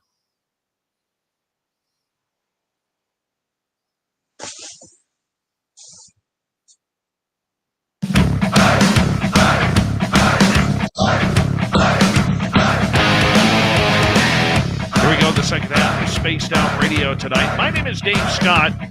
Very much appreciate you tuning us in wherever you are on this beautiful planet we call Earth. We'll get to Brian Tseng here momentarily. He's going to go the distance with us tonight, so we're going to have some fun with him as we go on. Reminder to all of you that if you missed portions of this show or others, you can always check out our free archives by going to youtube.com/Spaced Out Radio. Do old Davey the favor. Hit that subscribe button. You can follow us on any major podcast network as well. Our website, spacedoutradio.com. We have a plethora of features for you. Rock out to Bumblefoot, read the news wire, check out our swag as well. Follow us on X at Spaced Out Radio, Instagram at Spaced Out Radio Show, and on Patreon in the Space Travelers Club. Here we go. Brian Tseng continues on here on Spaced Out Radio. Brian, thank you so much for being here. We've greatly appreciated your time. Oh, my pleasure. I love being given the running room, and I love all the questions and comments from the audience. Yeah, we're going to get into some of those in a few minutes because they are building up, but you're also going to go the distance with us tonight. And I'm telling you, man, we're going to have a lot of fun here in the next 90 minutes. That's for sure. Let me ask you, in regards to military abductions, are these tied with alien species? Are they working together on this? So it seems like yes and no, and it depends. It seems like there are ET species that are working in league directly with the secret space programs.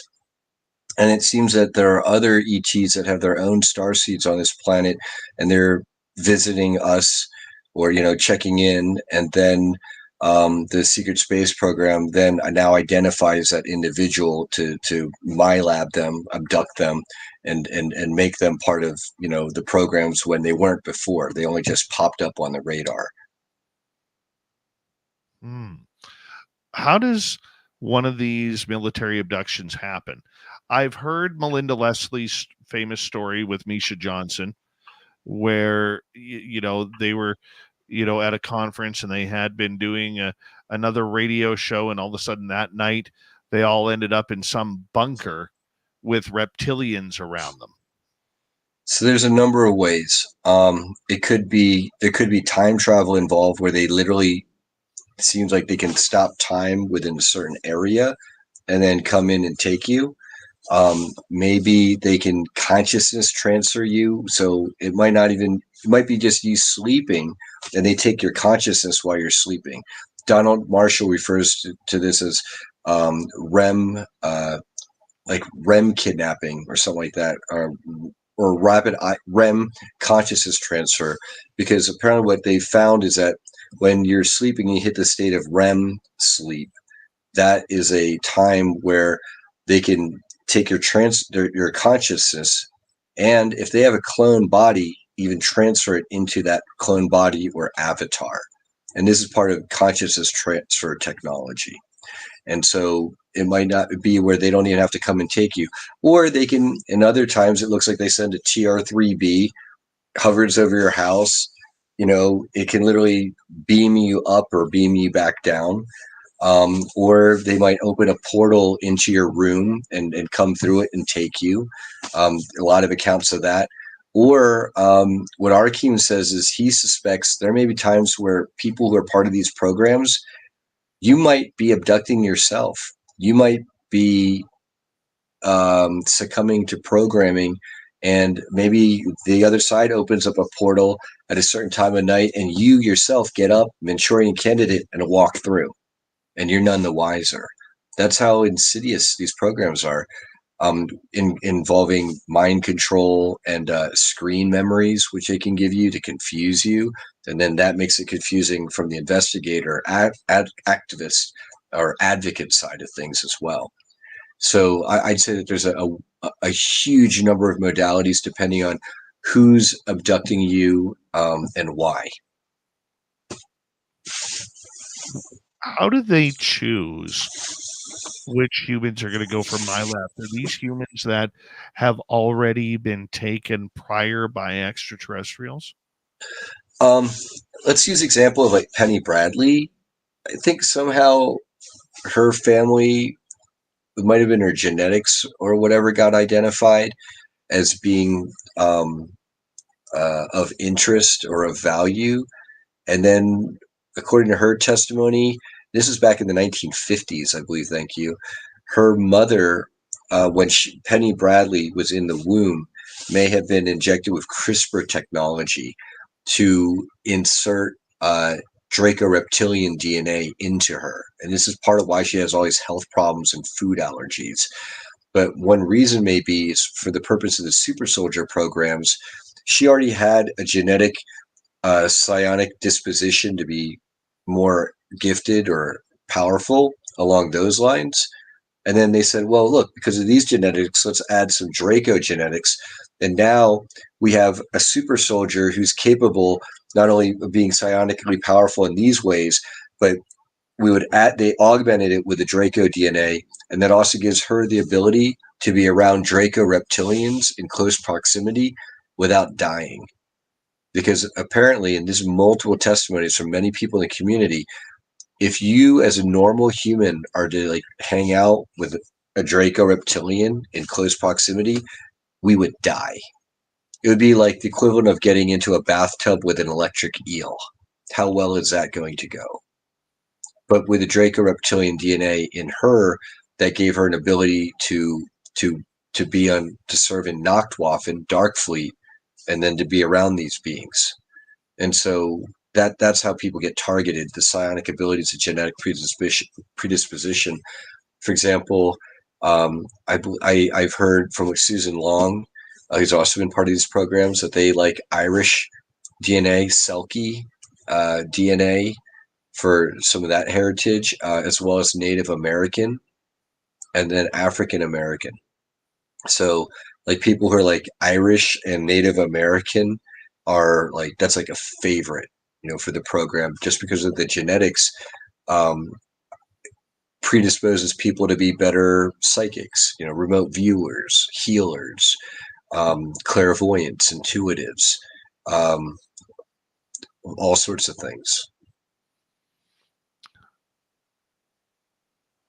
These programs that the government is running with these so-called MILABS, and I've known many people who've been involved with them, and I take them very seriously. Are they people who are intuitive? Are they people who are all of a sudden, how can I put it? They are, oh my goodness, I'm losing my train of thought here. Let's put this. They're not are of higher consciousness, I guess is what I'm trying to say. What I would say is yes and no. Okay, because a lot of these people have abilities that are activated in their altered state and that are available to them because they're triggered in their alters, but in the here and now, they're not necessarily like able to like be psychic or be telekinetic or make flames shoot out of their hands. Okay, that's their super empowered alter in an empowered avatar body, perhaps.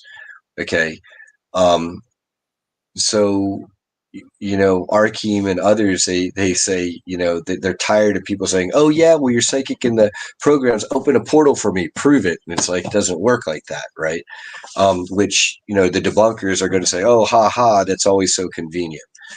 Another thing that these programs, I just wanted to go back and point out is if you're in one program, like let's say you're in a military program with a U.S. space program, it's entirely possible that you can then get targeted and kidnapped by other space programs because they see you as a valuable asset and now they want to use you. Right. And so Penny Bradley, she testifies to have been inducted into multiple programs because you only get more valuable as an asset the more skills and experiences that you gain. Well, let's get into this secret space program here. How many different programs are there? There's at least the main German one, an American breakaway one, definitely a Japanese one, and then I believe a lot of the other countries are playing catch up, like the Chinese. But the main ones that had the head start with the Germans and the Japanese because of the World War II history, and then the U.S. and like Russia were kind of like teaming up, I believe, to play catch up from there. So you believe we still have bases on the moon, and that's why we've never officially kind of went back. Absolutely. Absolutely. So one of the bases is called LOC.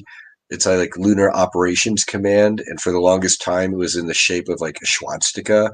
And then for many uh, politically correct reasons, I guess just to fill it in, they filled in that initial shape is now more filled in and less reflecting that heritage, which my understanding is that the German breakaway civilization, they themselves have kind of disavowed the guy with the toothbrush mustache and consider him a failure.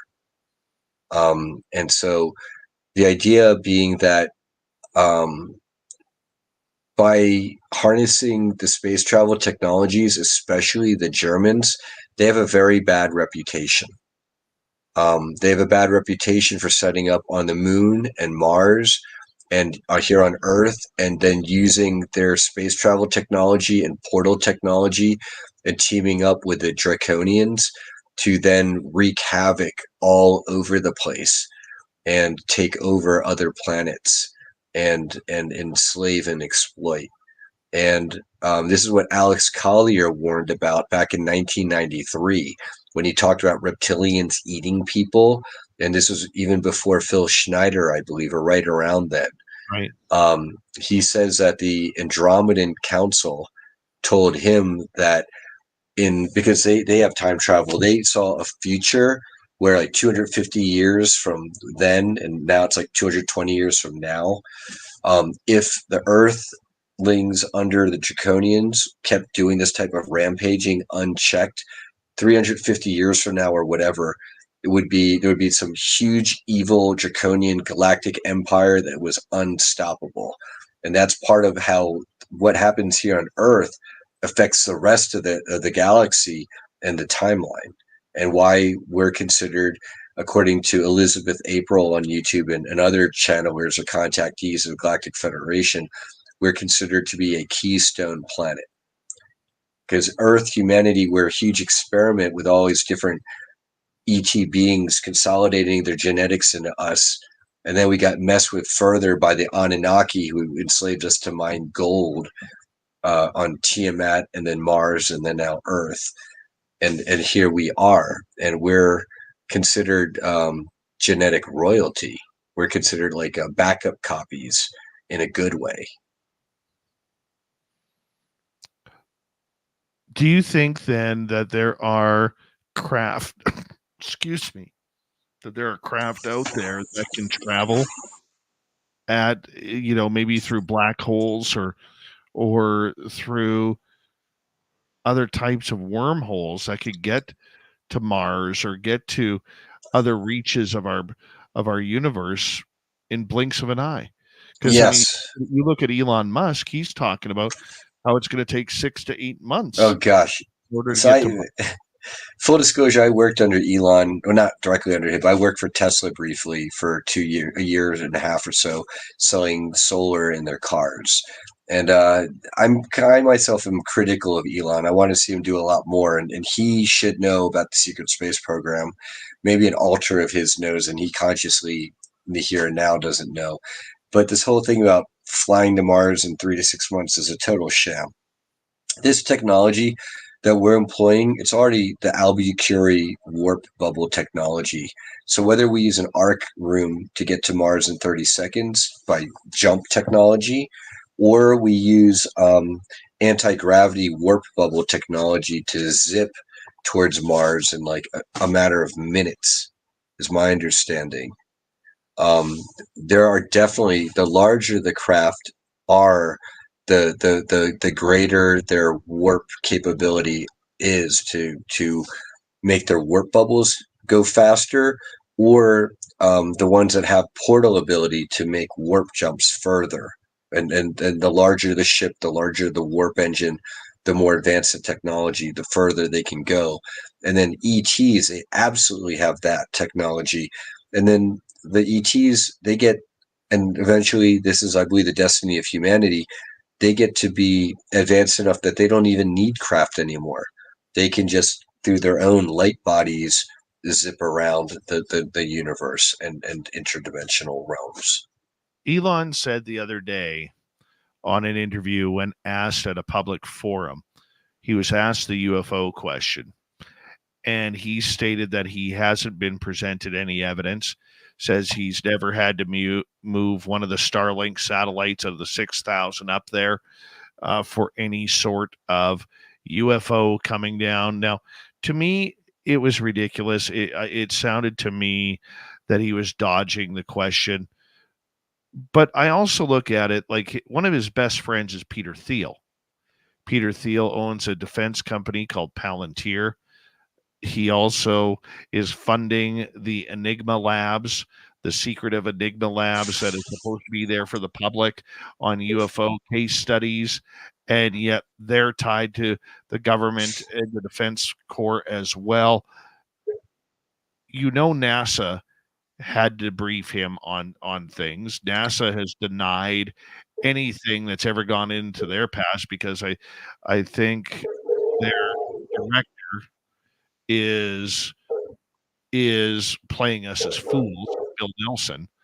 Yes. Your thoughts on Elon? Do you think he has been read in? Do you think he's in the know? I think he's in the know. Maybe, to give him the benefit of the doubt, maybe he has an alter because he's himself has been MK Ultra'd. And so, the here and now mainstream or lamestream Elon would tell you, okay, he doesn't know about the programs and he'd be truthful. And then there might be an alter of Elon who really does know. I accept that's a possibility. But in terms of Elon saying that there's no evidence for SpaceX of ETs, number one, the idea that you have to move SpaceX satellites out of the way for UFOs is dumb. But I understand that there's footage of a SpaceX launch where the rocket blew up on the launch pad, and I think there's footage of it. It almost looks like it got zapped by a laser beam. And then also I know that there's plenty of footage of U.S. intercontinental ballistic missile tests where it literally shows a UFO zipping around a flying ICBM, zipping around and literally disintegrating it and disarming it midair. And so there's, if I at the civilian level have access to all this amazing footage and video, like Elon freaking Musk doesn't, uh, that would blow my mind. Yeah, he has to know. He Yes. completely has to know. And I mean, I just look at the way NASA has played us like fools, and Bill Nelson has played the public as fools. Oh, Right? I can speak to that. I can speak to that too.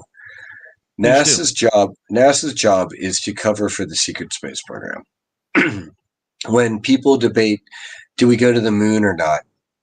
Basically, we did go, and I believe it was the Apollo 15 mission where we were turned back. This is where William Tompkins and others, they testify about the radio transmission from Apollo 15 saying there are large craft on the rim of this crater here, basically telling us to back off. And that's where Houston says, oh, switch over to channel B. And then it was like the ham astronomers ham radio operators who recorded this and listened to this channel B chatter. And so because we were turned away from the moon as humanity by, I believe, Draco reptilians already had a presence on the moon as their outposts, they had to recruit Stanley Kubrick to basically forge like 12 hours or so of lost Apollo 15 footage because they couldn't show what really happened. They had to forge what happened. And then this is where this fake footage that we, with modern day look at it, it's obviously fake. There are people saying, well, we never went to the moon. And I say, no, we went to the moon, but they're covering up X, Y, and Z. I'm more of a Z guy being in Canada than Z. I'm just teasing you right there. Just totally teasing you. I also believe that we went to the moon. I believe that, there are these secret audio files that NASA has. To me, there's a reason why NASA threw everything away from the Apollo programs. They threw away the launch pads. They threw away the rockets. They threw away all of the designs. Why is that? When you do something that historic as to put people on the moon, you don't just say, well, we're done with this project and, just throw it over in the recycling bin over here. You keep those. That's history. Well, for them, they put us on a slow roll as society, drip, drip, drip. And then meanwhile, they kept all the good stuff for themselves. And if humanity, probably if I jump hard enough on my bed, can I launch myself into another dimension? Well, probably if you smack yourself on the head, but I highly recommend against that. So do not try that. But if you want to launch yourself into another dimension, I'd say there's plant medicine for that and shamans. Or if you do apply a disciplined enough spiritual practice, you can achieve bilocation remote viewing. You can explore the Gateway program that the CIA employed using binaural beats to achieve different states of mind to then visit different realms. I always thought it was about going on a swing and finally making a 360, that when you were upside down, you actually went into a different timeline. That's what I thought it was. Yeah, that's kind of like achieving 88 miles an hour in a DeLorean with the right flux capacitor. Yeah. Unfortunately, well, sometimes I think portals, depending on where they open up, apparently can be as simple as stepping through. What I'm told is that the Bermuda Triangle is really a time fracture from the Atlantean Lemurian Wars, and it's a time fracture located over like an underwater temple, or it's like giant pyramid complex, and at certain times that fracture portal opens up, and unfortunate travelers who fly or sail through that region are liable to go through a portal. Very interesting. I love the portal story. I know you've talked to Jessica Jones and Trey Hudson and their team about the portals, and the two gentlemen who in the meadow. Who walked into the portals in the meadow. They have since passed away. It shows the imminent power of the energy of these things. When down the road, I don't believe it's coincidence that those two people who went into that portal on that investigation passed away. Yeah, depending on the portal, they can be safer or very dangerous. And what I suspect is that portal um, was emitting high levels of radiation and they got irradiated. And that's really unfortunate. Other portal technology is supposed to be much safer. And what Audrey Walters says is that there's even safeguards in the portal technology where people who would maybe be sent through these stargates there's these old ancient stargates like Iraq. Apparently, that's why the first Iraq war went. Brian, I'm going to get you to hold on right there. We're through 2 hours on Spaced Out Radio. When we return, we're going straight to audience questions. They are backed right up. Spaced Out Radio Hour 3 is next. You're listening to Spaced Out Radio with your host, Dave Scott.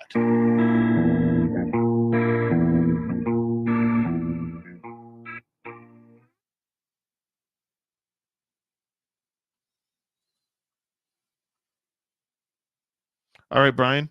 I'm going to put you back in the green room. We're going to take a quick break. I'll be right back, okay? Be right back, everybody.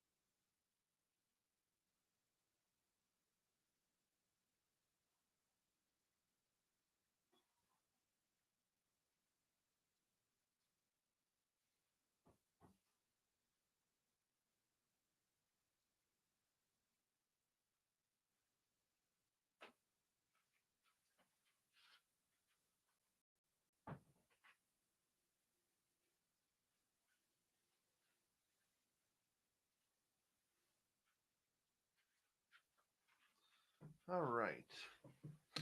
Let's get ready to go here. Oh, look at everything getting knocked over here. What the heck is going on? Really? There we go. Can't have that. Let's bring Brian back. All right. Hey, buddy. Hello.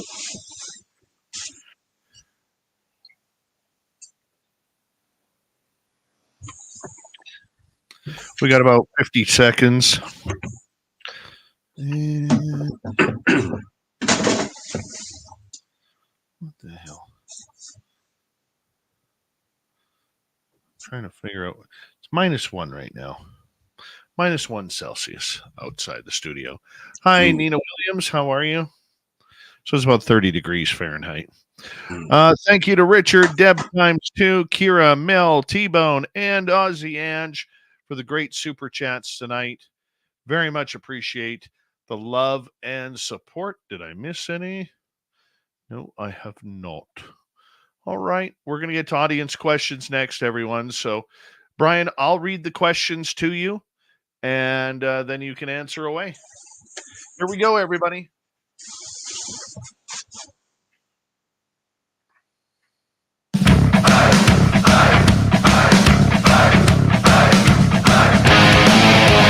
Third and final hour of Spaced Out Radio is now underway. Good to have you with us. My name is Dave Scott. I'm the host of this show. And yes, sometimes I do wear tinted as a fashion statement. Reminder to all of you that we love you listening in each and every night. And hello to everyone listening in on our terrestrial affiliates around North America, digitally on every major podcast network. Our website, spacedoutradio.com. We have a plethora of features for you. Rock out to Bumblefoot, read the news wire, check out our swag as well. Follow us on X at Spaced Out Radio, Instagram at Spaced Out Radio Show, and on Patreon in the Space Travelers Club. The Desert Clam has set the password for tonight in the SOR Space Travelers Club. Montauk. Montauk is your password. Use it wisely, Space Travelers, as the Clam got the password each and every night right here on Spaced Out Radio. Brian Tseng is here. We're going to take some audience questions from everyone, so we're going to have a fun time. Brian, thank you for joining us. We're going to start off with Sierra here, who is asking, Brian, do you believe that non-human intelligence are involved in the UFO cover-up? Yes, this goes back to the Greada Treaty, especially of 1954, under the Eisenhower administration. And we mentioned Valiant Thor and Stranger at the Pentagon earlier. What it looks like is the Galactic Federation sent Valiant Thor to try to convince humanity to give up our atomic weapons testing. And then they would, in exchange, would share things like medbed and clean energy technology with us. On the other side, we were approached by Orion Grays, who they offered the U.S. government weaponry and military technology. And we were in the middle of the Cold War. And this was under the Eisenhower administration. And unfortunately, it looks like a lot of it may have happened even without Eisenhower's approval. The Greada Treaty was signed, which supposedly was to give the Greys limited ability to abduct humans and experiment on us.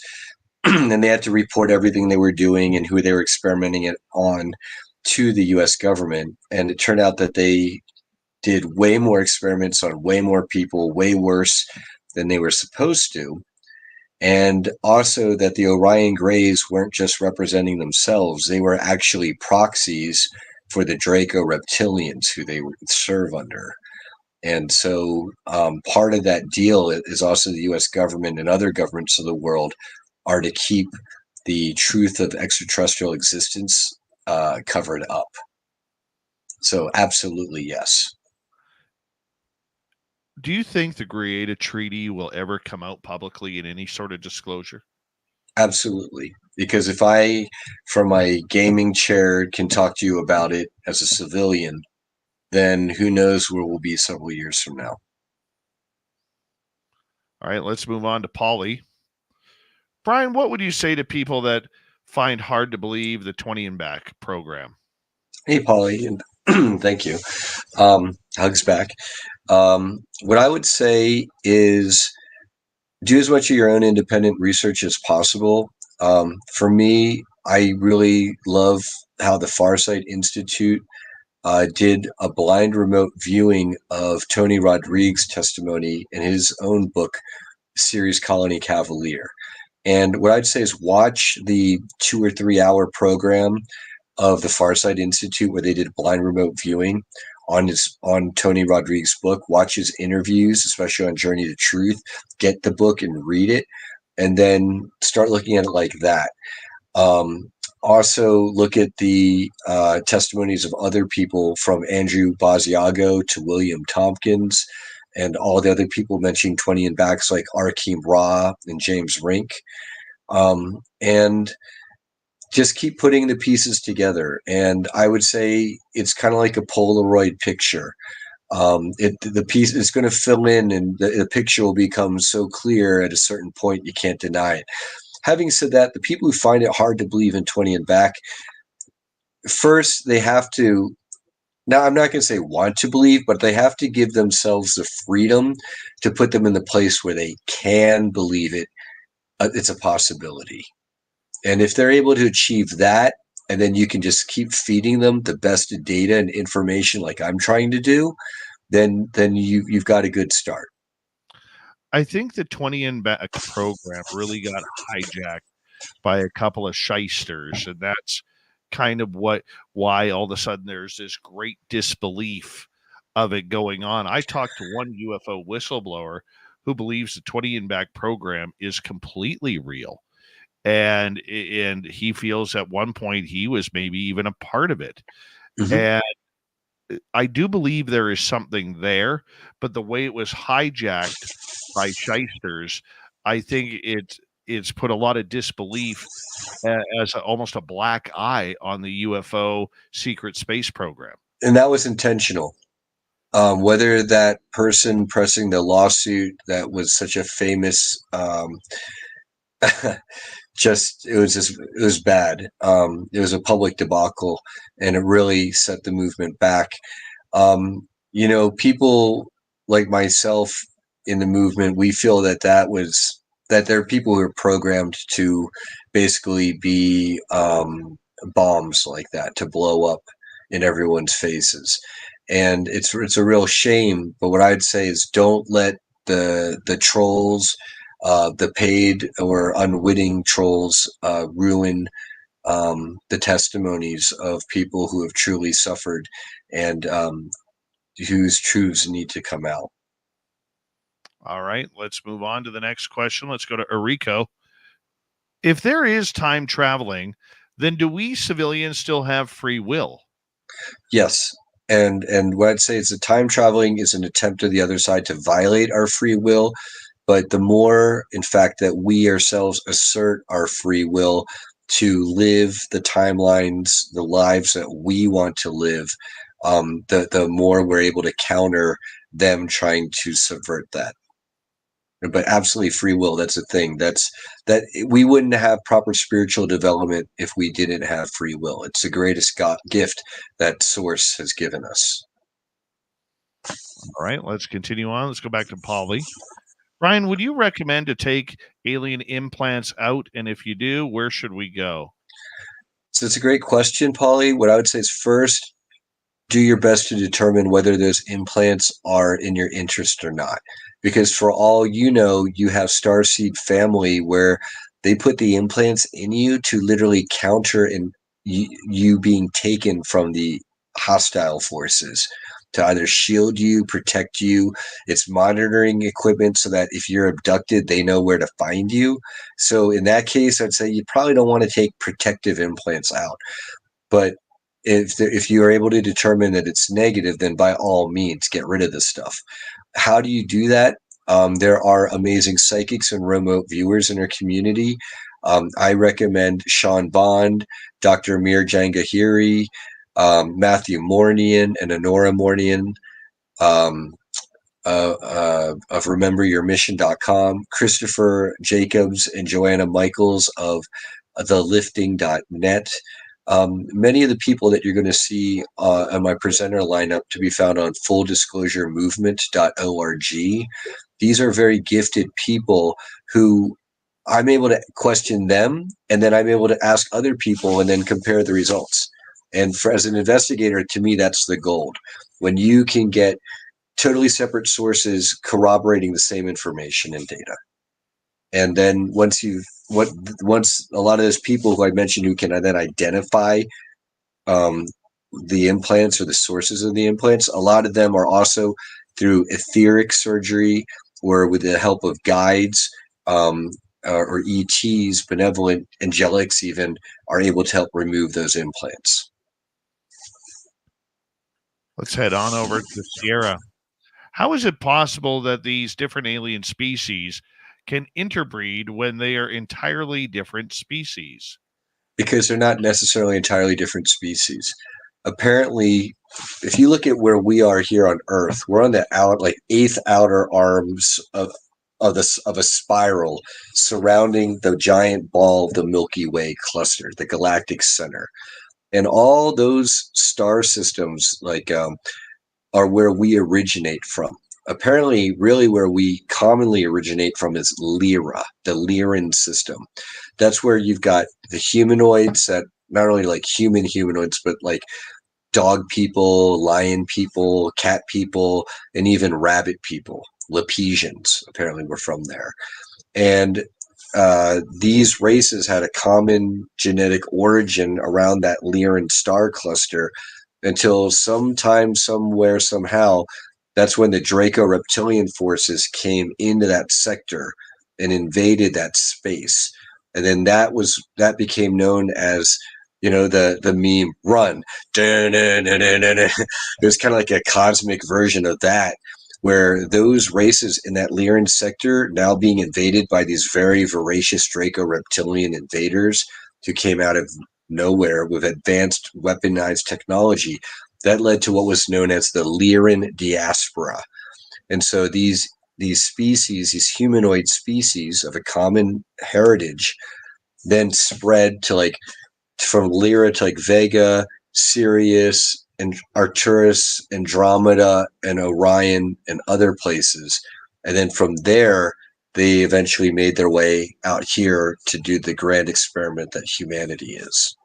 And so when it comes to interbreeding, well, yeah, if we do have a genetic common heritage from the Lyran system, that's one reason why interbreeding is possible. But then they also, in some cases, I'm told, they may combine it with technologies to make it possible. So mastering genetic manipulation, and then groups that maybe already be close enough genetically, that's how they can interbreed. All right, let's move on. Let's go to Derek here. Brian, what made you put on the Disclosure Now conference in Florida? What was the main reason? Working with James Rink and Ida Farhat, the three of us were going to do the conference together initially, and Ida lives in Florida. And we also had mutual friends, Zachary and Sue Fisher, who host the Day of Being gathering at the beach in Indian Shores, Florida, which is right in that area. It's only about 25 minutes north of St. Pete Beach. And because we wanted to have our event and then their event, or in this first year, we ended up having, it was their beach weekend, Saturday and Sunday. And then we paired up. We were then the following Monday, Tuesday, Wednesday, Thursday. And so because they were at Indian Shores, we gravitated to that part of Florida at that time of year. James Rink and Ida together found this Serrata Beach Resort. And what I'm told is it's really serendipity that we ended up there, because there's ley lines that intersect right there. There's also probably like an ET base off that area, and there's a Stargate nearby just south of there in Sarasota, Florida area. And so it's a magical place. And so there's many reasons why we ended up there. But for all those reasons, we're also going to stay there. All right, moving on. Let's go next to Polly. Are black holes used for time travel? My understanding is that it'd probably only be the super advanced races that would use the black holes for time travel. or portaling or any other travel, just because they're so massive and dangerous. So I'd say possibly, probably, yeah, probably the most advanced ET races where they're able to transcend physicality. Sure, that's not a problem for them. But I'd say that would be one of the more advanced technologies to do. All right. Let's go to super crazy. Do you think humanity was created by aliens? I understand we're an amalgamation of various ET races, including the reptilian. That's where we get the reptilian part of the brain from. And for when people ask, well, why would the positive galactics want to include reptilian DNA into this creation? It's because the reptilian DNA is hardwired to survive no matter what. And the benevolent galactics realize that they themselves, in some ways, lack a lot of hardiness that the reptilians have. Like the reptilians, they're hardwired to eat their young if they have to in a starvation situation. They'll do that to survive, whereas probably a lot of more of the benevolent or service to other races don't have that ability. They would die first. And also, there was foreseen that humanity would be a creation that embodies the highest vibrating DNA of ET species combined with some of the lowest resonating DNA in the same being, which gives us the full spectrum, which is respected galactically as being very powerful, because most ETs, they cannot lay claim to that same heritage that we can.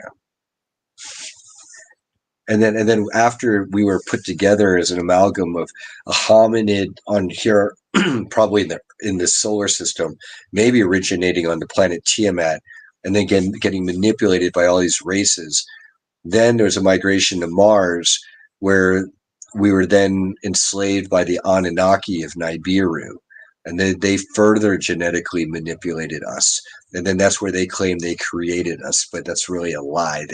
They tinkered with us and actually nerfed us to make us more easily exploitable, so we could mine gold so they could heal themselves in their atmosphere they messed up on their own planet. Yes. Do I think that Bigfoot and other crazy? Do you think that Bigfoot and other cryptids are connected to the UFO phenomena? Absolutely. Sue Walker of New Mexico, she's a contactee of the ETs known as the Ponti. And she says that the Ponti are Star Nation's benevolent gray race. They're here to do studying. They're part of probably the Galactic Federation groupings. And she says that the Sasquatch beings are also they're also a Star Nations group. They're interdimensional. The Lenosians, those from Lenelos, like Indrid Cold, they may be from the same realm, interdimensional or phase shift from our current dimension. That's why Bigfoot can go interdimensional and phase out. And they're Bigfoot that are First Nations or Star Nations. They're part of these positive groupings, but there also may be Bigfoot that are being exploited by the U.S. military and the negative galactic beings as well. And so that's where you get the dogmen breeding programs and possibly Bigfoot type breeding or genetic manipulation in there as well. So that's all connected, yes. And Christopher Jacobs also says that, yes. Who controlled Montauk deeper? So what Arkheim and some other people say is that the Montauk Project may have been controlled by a negative black cube quantum AI, like a Saturnian D-wave quantum black cube technology that does not have humanity's best interests in mind. It wants to put us on this transhumanism timeline, in which is probably allied with these archonic dark Luciferian forces. That's why they're all working. And that's not exactly coordinated together. They're all working for the same negative means or ends to bring humanity down. And so what Arkheim says is that it may have been an AI intelligence trying to bring us to this negative timeline. And that this same AI may be manipulating the derp state, Luciferian elements of our governments of the world. Super Crazy is asking, what's your favorite UFO movie? Ooh, that's a good one. I guess it would have to be an amalgamation of the Star Wars and Star Trek series. My favorite book series really would be the Culture series by Ian Banks, because from what I understand, what he was writing basically describes the Galactic Federation pretty well. A lot of it. The Culture series is what I would recommend. And then the Star Trek series of this franchise, because my understanding is that's current modern day Galactic Federation era, and Star Wars is basically a light version of the Orion Wars. Got you. All right, let's move on to another one here. Let's go to Super Crazy again. Do you think we will have worldwide open contact with aliens anytime soon?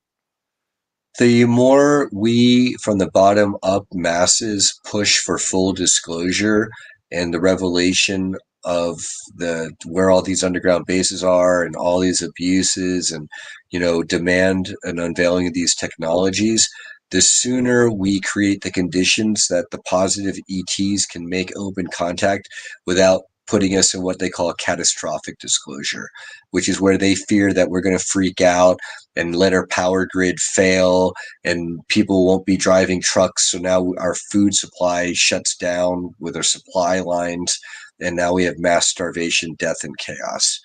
They don't want that.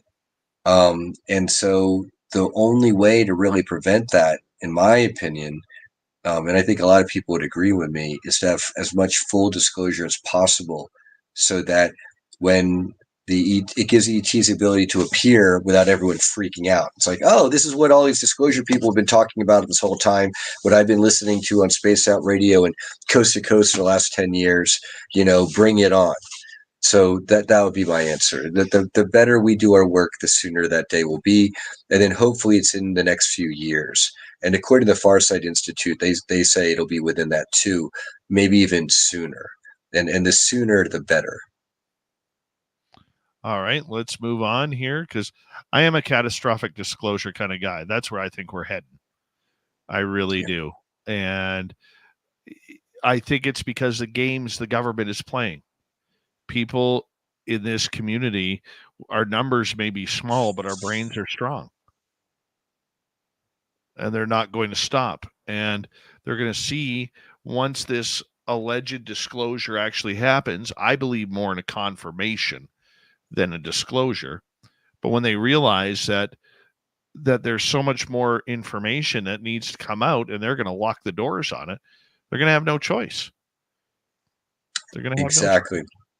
Exactly. It's the Hollywood scandals and the royal family scandals and the Washington, D.C. scandals come out. It gets really hard for them to hide the islands and the rap stars and, all the atrocities that go with it. I agree. All right. We got to about 30 seconds. Let's try and figure out one more question. J Truth Seeker, if someone here wanted to proceed into a Star Trek like parallel Earth timeline, how would you do it? How would you know? My understanding is it's not that easy for us individually to just jump timelines. Vibrate the highest you can to resonate with that timeline is the best way to quantum entangle with it. But what I'd say is that in the here and now, join with us to do the full disclosure work and make the timeline a reality in the here and now, so you don't have to jump to it, but you're going to manifest it. That's much more powerful. On that note, we're going to go to break here. We're going to continue with audience questions when we return on Spaced Out Radio. We're having a lot of fun getting those questions in for all of you here on this mighty SOR. And Brian, thank you for being a trooper and going the distance with us so we can have some fun with the audience and get their questions in as well. Brian Tseng is our guest. We will be right back on Spaced Out Radio. This is Spaced Out Radio and your host, Dave Scott.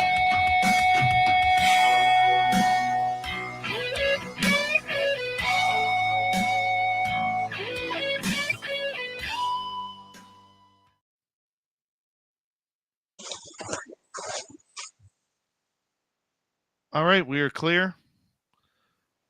I'm going to try and get in all the questions. If I do not, well, unfortunately, that happens sometimes when you're on a timeline like we are. But we'll try and get them all in there as well. I'm not taking any more questions. I find the new ones audio. I go through them. Just the only thing I ask is that you put them in capital letters. So that really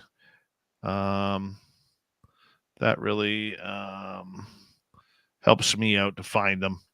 Okay, so that's very much appreciated. Hi, Poncho Zorch. How you doing, buddy? Oh, and that one blue cat lady question, I've not met any specific blue cat ladies. However, there are definitely blue cat ladies out there. They're the Lyran feline people. There's also the Irma, who are the lion people. Yeah, and there's Deb from San Francisco who has Marge Simpson type hair and about 17 cats at home. Beware toxoplasmosis. Do your parasite cleanse. Here, you know what we'll do is, do you mind answering a couple questions here during the break? No, I love it. I love it. I love questions. Let's go to Paramarv here. Has anyone looked into what the source of the Mandela schism was? Maybe remote viewer, and was it intentional? If so, to what end? So I don't know if any remote viewers have looked into it. I believe the Mandela schism was intentional, but I don't know exactly why. What I suspect is it's the geopolitical situation of Mandela and the direction he took South Africa in because he lived and went on to become president versus if that had not happened, this perhaps it affected the timeline somehow that generally to benefit the other side is generally why they would do their alterations. All right. Let's go to Kira. Brian, do you feel we were placed in this timeline from the future or this disclosure purpose in this timeline? Or for this disclosure purpose of this timeline? Do you have memories from the future? I don't have memories from the future, and it's kind of a joke for me because everyone's remembering all this amazing stuff, and I don't even know. I don't necessarily think I was in the programs in the past. What I think is that I've had past lives where I've gotten to play roles in other lives that maybe were helpful, and I think that I, with so many of us, answered the call to be helpful in the here and now, and I'm manifesting my purpose in the here and now. To make disclosure happen in this timeline, but I don't think it's because I got sent like from the future somewhere else and now I've time traveled to the past. I think it's more I spiritually answered the call to incarnate here at this time with the rest of us as what I call a second wave volunteer per the Dolores Cannon tradition. All right. Let's go to... We got time for one more here. Jay Truthseeker, if someone here wanted to proceed in a Star Trek parallel, we've already answered that question. Only ask the questions once, guys, please. Let's go to Polly. Do abductions change your timeline? I think they could change your personal timeline, especially if you get put in all these 20 and backs and messed with. So I'd say, yeah, it's unfortunate, but yes. All right, we might be able to sneak in one more here. I was expecting you to go a little bit longer on that one. Luna is asking, any truth to Gary McKinnon in the UK hacking into government databases where he supposedly accessed archives of space generals from other planets and galaxies that his own UK government stored? Well, he wasn't. What he did is he lived in the UK and he hacked into US databases, detailing Solar Warden and extraterrestrial personnel and a space fleet. And then, and this was also corroborated by all the people I know, and many have mentioned.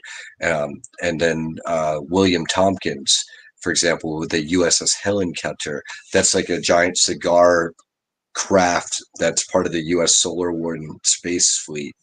And Gary McKinnon, he hacked that, and the reason why they didn't extradite him from the UK to the US is probably because it would have led to discovery and led to these files being revealed, and so they left Gary alone from there. All right, buddy, hold on right there. Thank you to Richard, Deb with a hat trick, Mel, WD40, T-Bone, Kira, and Ozzy Ange for the super chats. Really appreciate the love and support.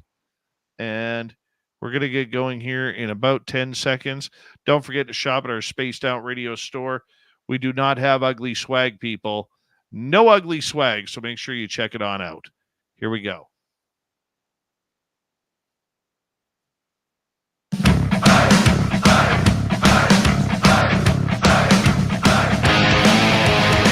Here comes the final half hour of Spaced Out Radio tonight. Good to get you on the show and listening to all this major woo with Brian Tseng. I love it. I hope you are too. Reminder to all of you that if you miss portions of this show or others, you can always check out our free archives by going to youtube.com/Spaced Out Radio. Do old Davey the favor, hit that subscribe button. Our website, spacedoutradio.com, we have a plethora of features for you. Rock out to Bumblefoot, read the news wire, check out our swag as well. Follow us on X at Spaced Out Radio, Instagram at Spaced Out Radio Show, and on Patreon in the Space Travelers Club. We got Brian Tseng. We're going to continue with audience questions as we speak. Let's go to Zaddy here. Do you think MH370 is Philadelphia Experiment 2.0? It's possible, because I have seen purported footage of what looks like in a commercial jetliner where it's flying in the air, and then these 3 UFO orbs start flying around it, this triangle portal pattern, and then all of a sudden it all blinks out. And looking at the video analysis of it, like in like negative color and different color spectrum, it looked like it was a real event. So to me, it's possible that portal technology was used to abduct that airplane and the people aboard. Why, for what purpose, I would have no idea. But I could see definitely high strangeness involved with MH370. It's just, that's as much as I could say. I don't think that was taken down by aliens. That's just me. I don't think it was aliens. I think it was something extremely governmental that we will never know about. Might have been a new government toy, or it may have had something to do with the 40 electronic warfare specialists from China that were on that flight. That's what Stuff like that. The Andromedan is asking, Brian, have you met a person in the programs that can open freely portals with his or her hands? So what I'd say is my good friend Arkheim Ra, he's a survivor and testifier of these programs. His one alter, Jacob, in the programs has the ability apparently to get, when he gets very angry, he could even shout at someone and open a portal and send them through the portal as punishment. But having said that, in the here and now, would the military or these programs ever let someone with such abilities run around unchecked, unnerved, untargeted, unbeaten down with that ability? No. And so there's my yes and no answer for you, is that I know people who have, and I believe that ability when they're empowered in certain times and places, but in general, they're not going to have that, because I know that the military also targets people to keep them from having their abilities activated, because I guess to them it's a pretty big security issue. All right, let's go to Paramarv. Why are all these former super soldiers allowed to speak about their experiences, apparently without dire consequences? What I'd say is, for the first many decades, it was dire consequences. Max Spears is a perfect example. There's the Joseph Spencer. There's a testimony of former Men in Black Joseph Spencer, and he talks about how he as a military personnel, was MK Ultra and turned into one of these people who would hunt down UFO researchers and silence them with extreme prejudice. And so what I believe is it's only in the more recent years, especially after 2016, when certain executive orders were signed, and after the 2012 whole spiritual kind of changeover in the beginning, this real galvanizing of the ascension, that people like ourselves are much more able to speak freely. There's a lot more evidence out that's been leaked that the other side just can't cover up everything. There may be elements in these of people who are in these programs who are tired of the secrecy themselves, and they want the truth to come out. And then there are people today like Penny Bradley and others who, they're testifying and they're still getting zapped with directed energy weapons or voice to skull technology. They're still being followed with people in, SUVs with blacked out windows and military plates. So I'd say that the consequences are less dire, but they're still there. And for all these reasons, that mainly the other side, the bad guys are losing their ability to pay their own henchmen and to maintain their own empire. And so they're also likewise less able to continue to apply the pressure as more and more people get their memories back. Because that's the other thing is it's taking a lot of time for people to get their memories. Like Arkheim, if he was exploited and abused as a child, and then now he's in his 30s, that means it took him like 20 years to get his memories back. And this is a process. Like first, you maybe see the wrong movie or the right movie, and you have a violent physical reaction. You're throwing up, and it takes you time to figure out to go get QHHT hypnotic regression to even put together your memories. And then once you put together your memories and dealt with the trauma, because a lot of people, they have to face that can take years. Now they're coming out to speak. So there's a whole process to that. That's not snap, crackle, pop. So there's a lot of reasons why, and I'm finding all of this out as an organizer advocate. All right, let's move on. Let's go to Polly. Are there praying mantis related to MILABS somehow? I'd say the mantis beings, the insectoids apparently are some of the older ET races, because the insectoid species is some of the earliest life forms in this galaxy or realm, is what I understand. And so they count as some of the eldest and sometimes some of the most wisest, or the fallen ones are some of the worst. And so I could see mantis beings, both positive and negative, interacting with secret space programs, either to further more the Draco reptilian negative agenda of empire and exploitation and expansion, or you've got like golden mantis beings, these more positive, benevolent beings who they want to see humanity be freed. And so they might be interacting with MILABS to help deprogram or help shield, help that person access their Akashic records and get the perspective they need to move forward in a positive way and break out of their programming.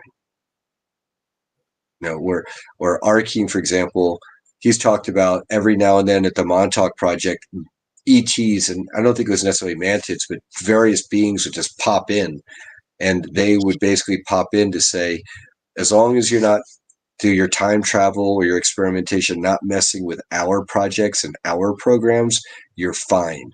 But the minute your little time shenanigans messes with our interests, we will come and shut you down. Let's go to Cake in a Cup. I don't make up the names. Why did humans forget how to safely travel through the Van Allen radiation belt? For 4 years, we could pass through it. Now we cannot. So my understanding is it's Van Allen radiation belt might be a very advanced ET hardcore layer of quarantine to keep humanity in this region of the solar system. And I don't know if for 4 years we could ever pass through it or not. I suspect that it's a hard quarantine, and it would require more advanced technologies to get through it without being fried and dead, irradiated to the point of being unalived. Thanks, Richard. Awesome. All right, let's move on to. I want to try and get some new people in here. Let's go to audio. Brian, what's the role consciousness plays in the UFO phenomena, and also, I guess, in all of it? Yeah. So at the end of the day, it's really spiritual warfare that I believe in existence that we're all really engaged in here. And so that brings in as above, so below, as within, so without. And the higher our consciousness is, the more it allows us to connect with the ETs. Because a lot of the ETs, they're, I believe, at higher levels of density consciousness. That's why they're able to phase in and out of our reality. But if we're able to elevate our consciousness to their level, it's kind of like when a ceiling fan or a helicopter blade is spinning super fast, and if your camera refresh rate is too slow, that blade, it'll either look like it's barely moving or might even be invisible. But if you're vibrating or refreshing fast enough, now you can match it, and now you can see that physical phenomenon or that entity or being or that consciousness. And so the level of consciousness that we have, how high or low we resonate, means that we can then interact with beings who are, again, within that frequency spectrum. And if we want to elevate our consciousness to interact with the UFOs, or that rather, that's the best way to interact with the UFOs, probably, is to elevate our consciousness so that we can start to access, say, our telepathic gifts, because that is the nature or the language of the universe, is telepathy. So now you want to summon a UFO, telepathically contact those beings, and the UFO appear, and this is known as CE5 protocols. All right, let's go to Paul. What do you think of the Nazca mummies? Great question. I have these ET type artifacts. For example, oops, I'm holding it upside down. This is looks like an ET alien helmet. Okay. And these artifacts, like the Huejolo stones out of that area of Mexico, they're also found in Honduras, Peru, all over. They're like 8 to 15,000 years carbon dated. And for those who complain about carbon dating isn't accurate, I've heard it's really not accurate past like 40,000, 50,000 plus years. But within like 20,000 years, it's pretty accurate. And so the Nazca mummies, I believe, are ET beings that like the gray types that have interacted with humanity, either for better or worse, like under say the Draco reptilians or under the Anunnaki, and that's who they are. And then they've left behind other artifacts, not just their bodies, but artifacts like these stones and the artwork to convey various messages. In this case, I'd say more positive. All right, let's go to Luna. Did the Aztecs master interplanetary travel through mind power? Uxmal has a pyramid with the image of a UFO-like craft on it, or did their mental abilities help them manifest contact? What I believe is that there are ET races that look very Latino or Hispanic, kind of like the Olmec statues with a very broad faces that are very distinct looking, and that a lot of the Aztec peoples are linked to those star beings, and so that this is probably ET interplanetary travel technology that was available to humanity at one time, and that would be depicted in that artwork and in those pyramids, and that technology has since been removed from the vast majority of humanity, but it would, and that would possibly be linked to mind power in terms of like piloting the craft, especially if time travel is involved, because now it's time space. All right, let's move on. Let's go to J Truth Seekers. Who are the long-skulled ETs? I believe those are certain the Anunnaki type hybrids, kind of like the Coneheads, which that's basically disclosure. So I'd say that'd be more of like the Anunnaki Nephilim type. Let's go to Willard. Can Brian, or can I ask you, Brian, if the declassified document is true, saying that government admits there are fallen angels on this planet? I'd say yes and no. To characterize them as fallen angels kind of is like a CIA spin to keep Judeo-Christian type narrative going, because they want to spin the narrative for their own purposes. So they might use the terminology fallen angels. I personally might say that the Nephilim are probably service to self ETs who may be in league with fallen angels. But for me, a fallen angel, the angelic realm is so far from our realm dimensionally that you have to kind of go from angelic to like higher dimensional ET to then frequency drop down here to the human level. Awesome. All right, let's go to Luna here. What's your take on reptilian slit caught on eyes? Mark Zuckerberg on Time Magazine, George Bush Sr., Hillary's black eyes. You think these folks have had their souls snatched and bodies taken over? The Black Eye Club? So a lot of these are separate and interrelated phenomenon. The reptilian slit eyes, I would say, are reptilian beings, or maybe like the Pleiadian reptilian hybrids who you're seeing shape shifting, or like that's just their natural eyes and that they're revealing versus their human shape shifted form. Zuckerberg on Time Magazine, it's because Facebook is a creation of DARPA and the DERP state, and so Zuckerberg, he's actually part of one of the bloodline families, and he's a tool of theirs. So Time Magazine, likewise, is part of the Operation Mockingbird media, and so that's why they would, definitely feature him prominently. In terms of Bush and Hillary and the Black Eye Club, there's occult stuff there. There's also the Donald Marshall Vril allegations, where they can possess certain people by inserting a Vril parasite in their eye. Other people say it's an occult ritual where they're hazing and beating up on a person. In terms of soul snatching, yeah, that is a technology where they can do that, not only through occult means, but the Draco apparently have something called soul snatching technology where they can put your soul in a container. And I know it sounds crazy, but I've heard this testimony over and over from so many different various people now. I'm believing it. In the Black Eye Club, yeah, I think it's linked to the occult rituals and the Vril, and that's what Salvador Dali was depicting when he was holding up that weird. It's a Vril parasite type animal creature in front of the person who was lying on a bed, all bandaged up with like their one eye kind of bandaged in a weird way. That's what that was. All right, let's move on here. Let's go to Luna again.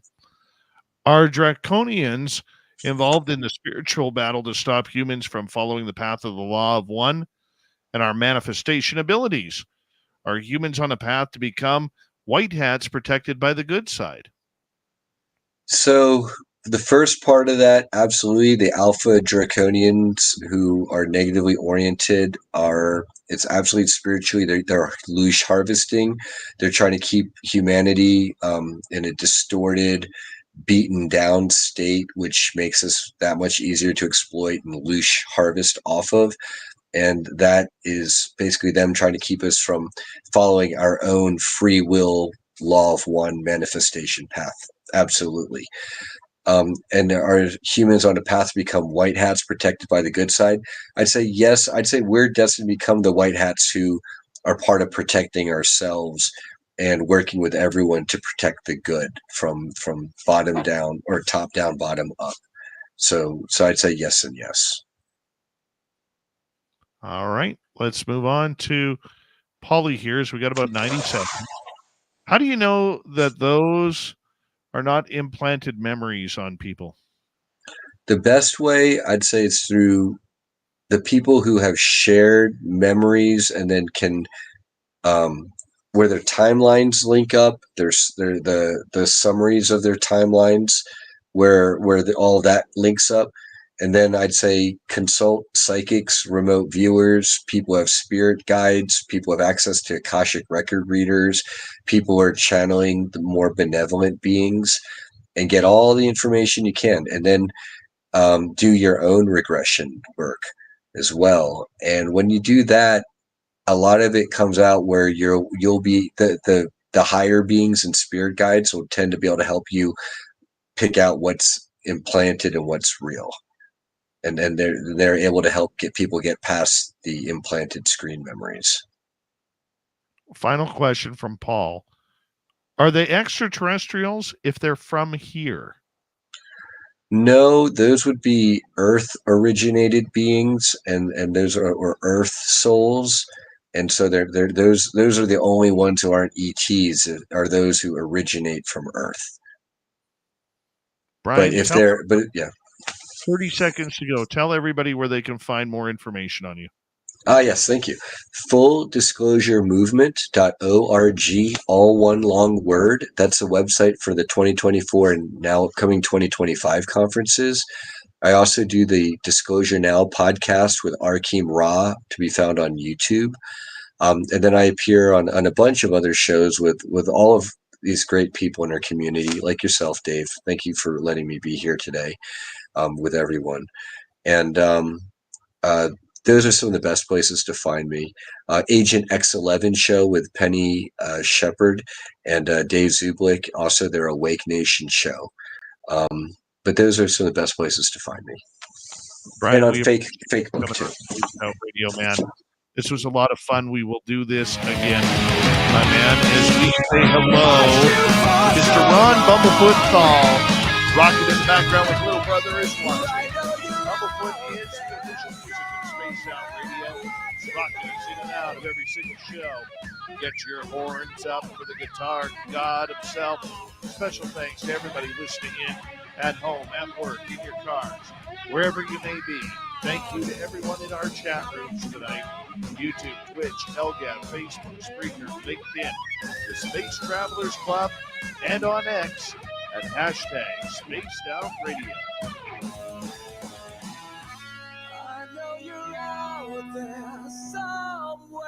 Remember, this show is copyright by Spaced Out Radio and SOR Media Ventures Limited. Thank you so much for choosing to share your evening with us, because together, my friends, we're watching. We own the night.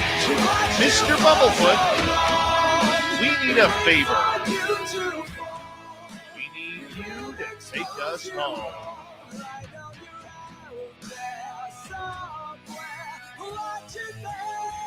Yes, the Woo train has docked for the night, but soon, my friends, we shall ride again. Your seats are always available. Your tickets never expire. And if you want to bring a friend, we've got room for them too. Good night, everybody.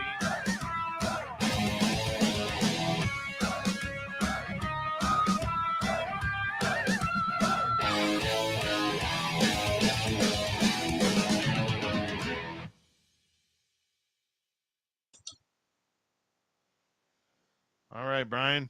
Great job. Thank you, brother. That was fun. We rocked it. I love you back anytime. I'm so glad I managed not to drop the F-bomb or say anything too politically cray-cray. You were awesome, buddy. I appreciate you. And thank you for understanding that. Oh, yeah, brother. Let me know whenever you'd love to have me back. And I hope you can make it to 2025 conference with us in Florida. We'll see what we can do on that one, my friend. But yeah, we'll definitely get you back on the show. That's for sure. All right. Thank you, Dave. Cheers, brother. All right. Take care, Brian. See you later. Brian Tseng, everybody. That was fun. That was fun. That was like Kira on steroids. Kira on steroids. Kira's like, go to that conference, Dave. Go for it, because that would give her a reason to go to Florida. Her and her beautiful husband, Mark. Mm-hmm.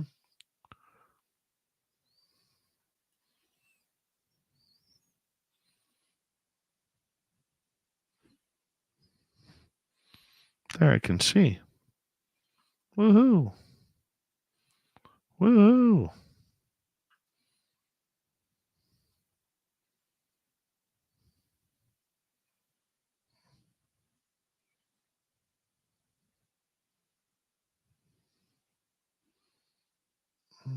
He's hot. Damn it. I figured that. How hot does it sound? I love it. And also, thank you to Richard Minnick. Shout out for the support. All right, so let's bring this down. Normalize.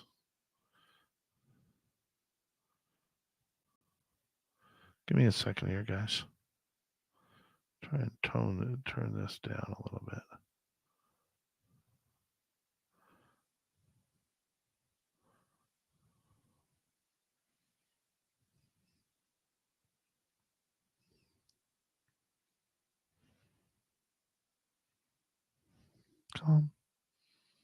Come on. You can do it. There we go. Fictional novel. It's about. There we go. Perfect. Hello and welcome to the radio and podcast side of Space.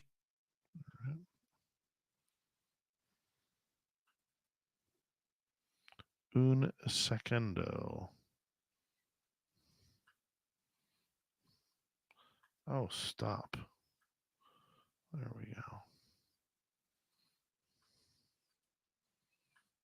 Mm-hmm. Bring you guys back up. There we go. My knees are sore. Weather's changing. You know what's sinister? Bad knees. Bad knees are sinister. You know what else is sinister? People who eat breakfast foods for dinner. That's why the world's falling to hell in a handbasket, as we stopped our children from playing real sports and put them in soccer. And number two, we eat breakfast foods for dinner.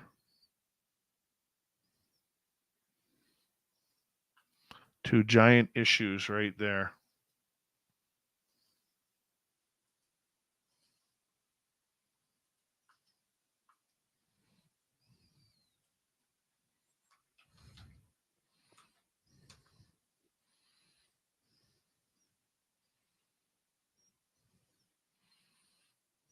No, you can't have dinner foods for breakfast.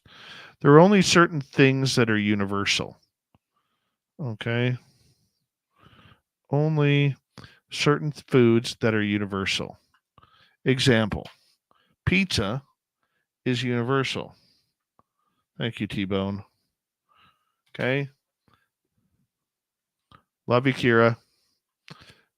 Bacon is universal. Okay? The fact that you would want eggs and pancakes and toast for dinner is disgusting. It's absolutely disgusting.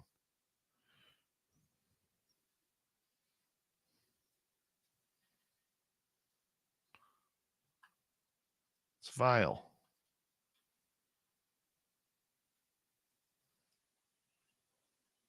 Cereal is also universal.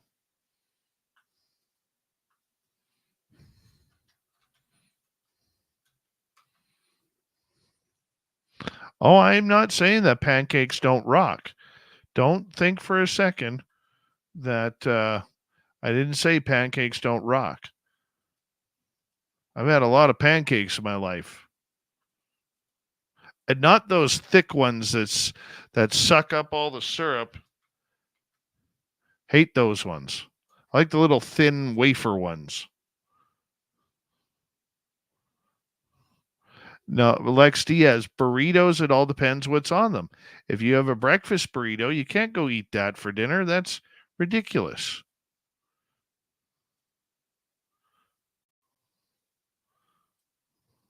No, waffles are not pancakes. If you go to Denny's, they give you those thick pancakes or the old IHOPs. And I don't like steak with eggs. I think that's a bad combination.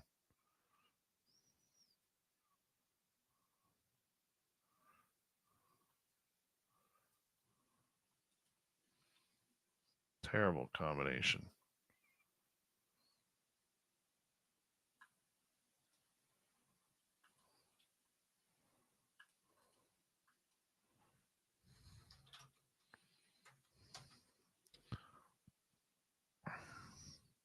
No, they're a little bit thicker than a crepe.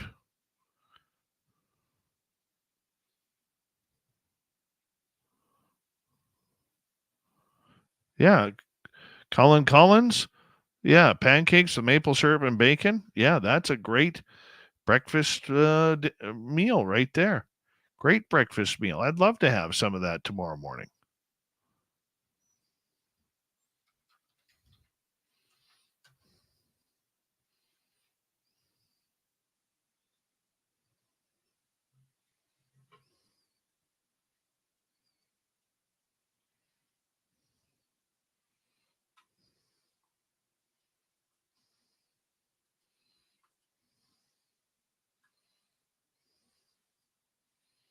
You guys are making me hungry.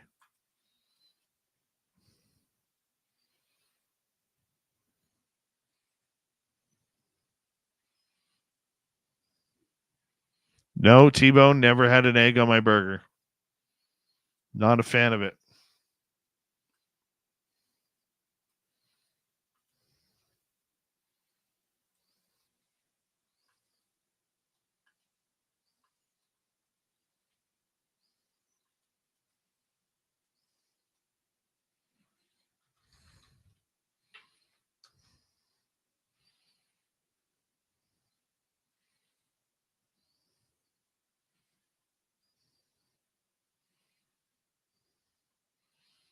Sweet Robbie G, this is where you're a little bit dangerous.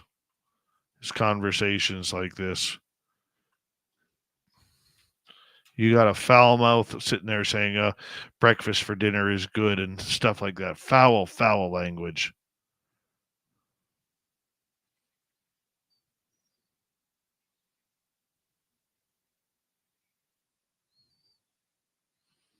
Sweet Tony D, how you doing? I heard there's an issue with the poppies over there now too. Is that true? Can you confirm? Because an egg is for breakfast, Deb, a burger is for lunch, dinner, and evening snack.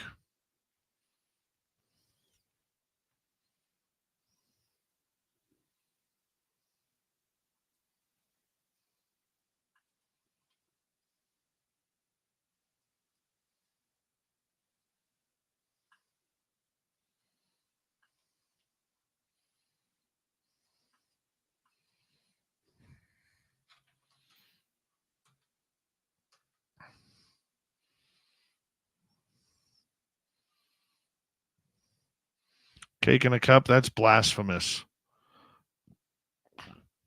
Blasphemous. There's no such thing as Canadian bacon. Canadian bacon is a slice of ham. Bacon is bacon. I don't understand that Canadian bacon stuff.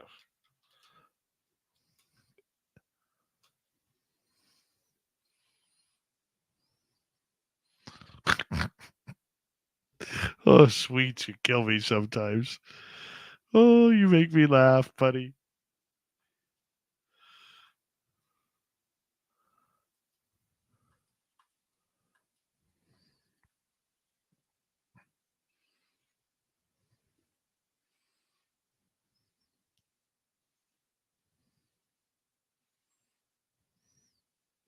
Still a slice of ham. Canadian bacon. Right there. And you Googled that too, I could tell.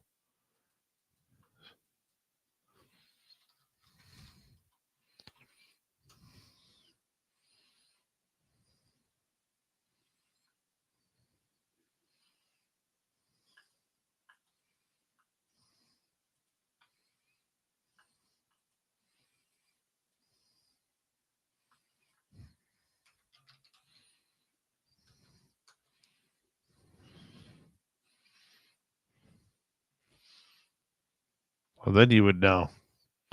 Butcher by trade, you would know. If I shoot a deer this year, you could come butcher it for me. Not that I plan on actually shooting a deer this year.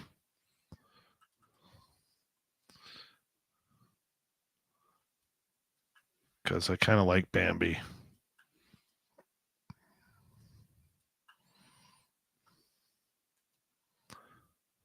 But I am legal to.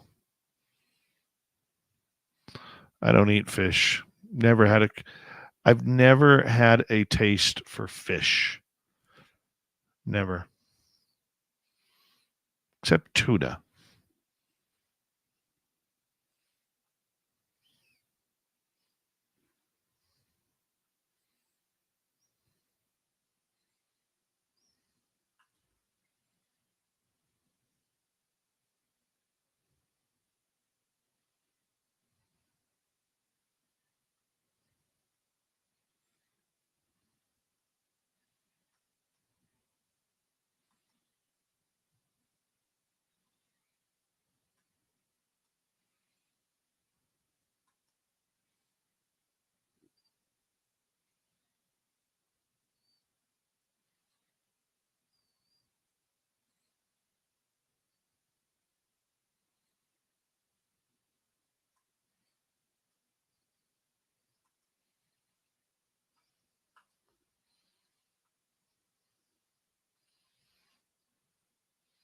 No, don't eat salmon. Don't eat trout.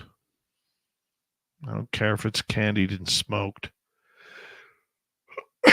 Excuse me. Not a fan. Just not a fan.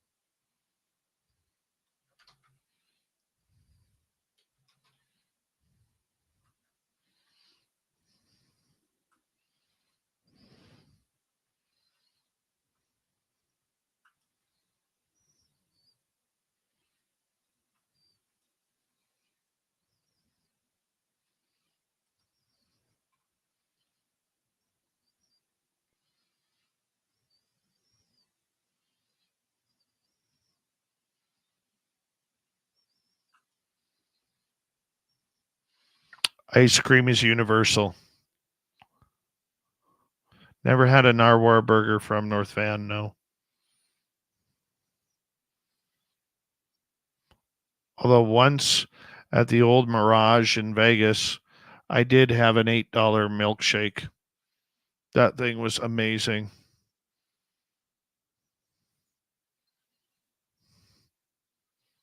It was thick, but you didn't have to fight to suck it up through the straw.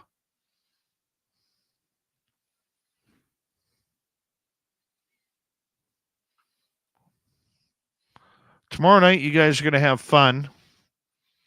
One of my favorite authors, paranormal author Susan Messino, is going to come in, and we're going to talk about haunted rock and roll.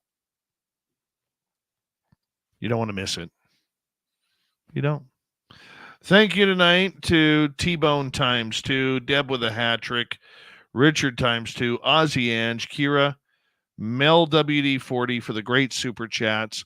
Thank you for the love and support tonight, everybody. Really appreciate it. We'll see you tomorrow night, 9 p.m. Pacific, midnight Eastern. Thank you to our new subscribers. Thank you to everybody in our chat rooms around the world. You guys are the best.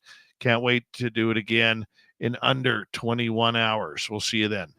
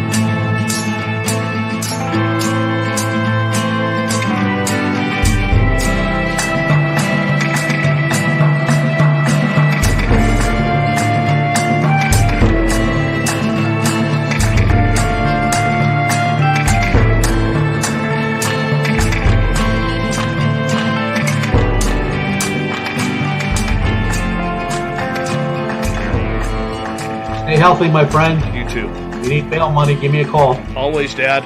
Take care. You too.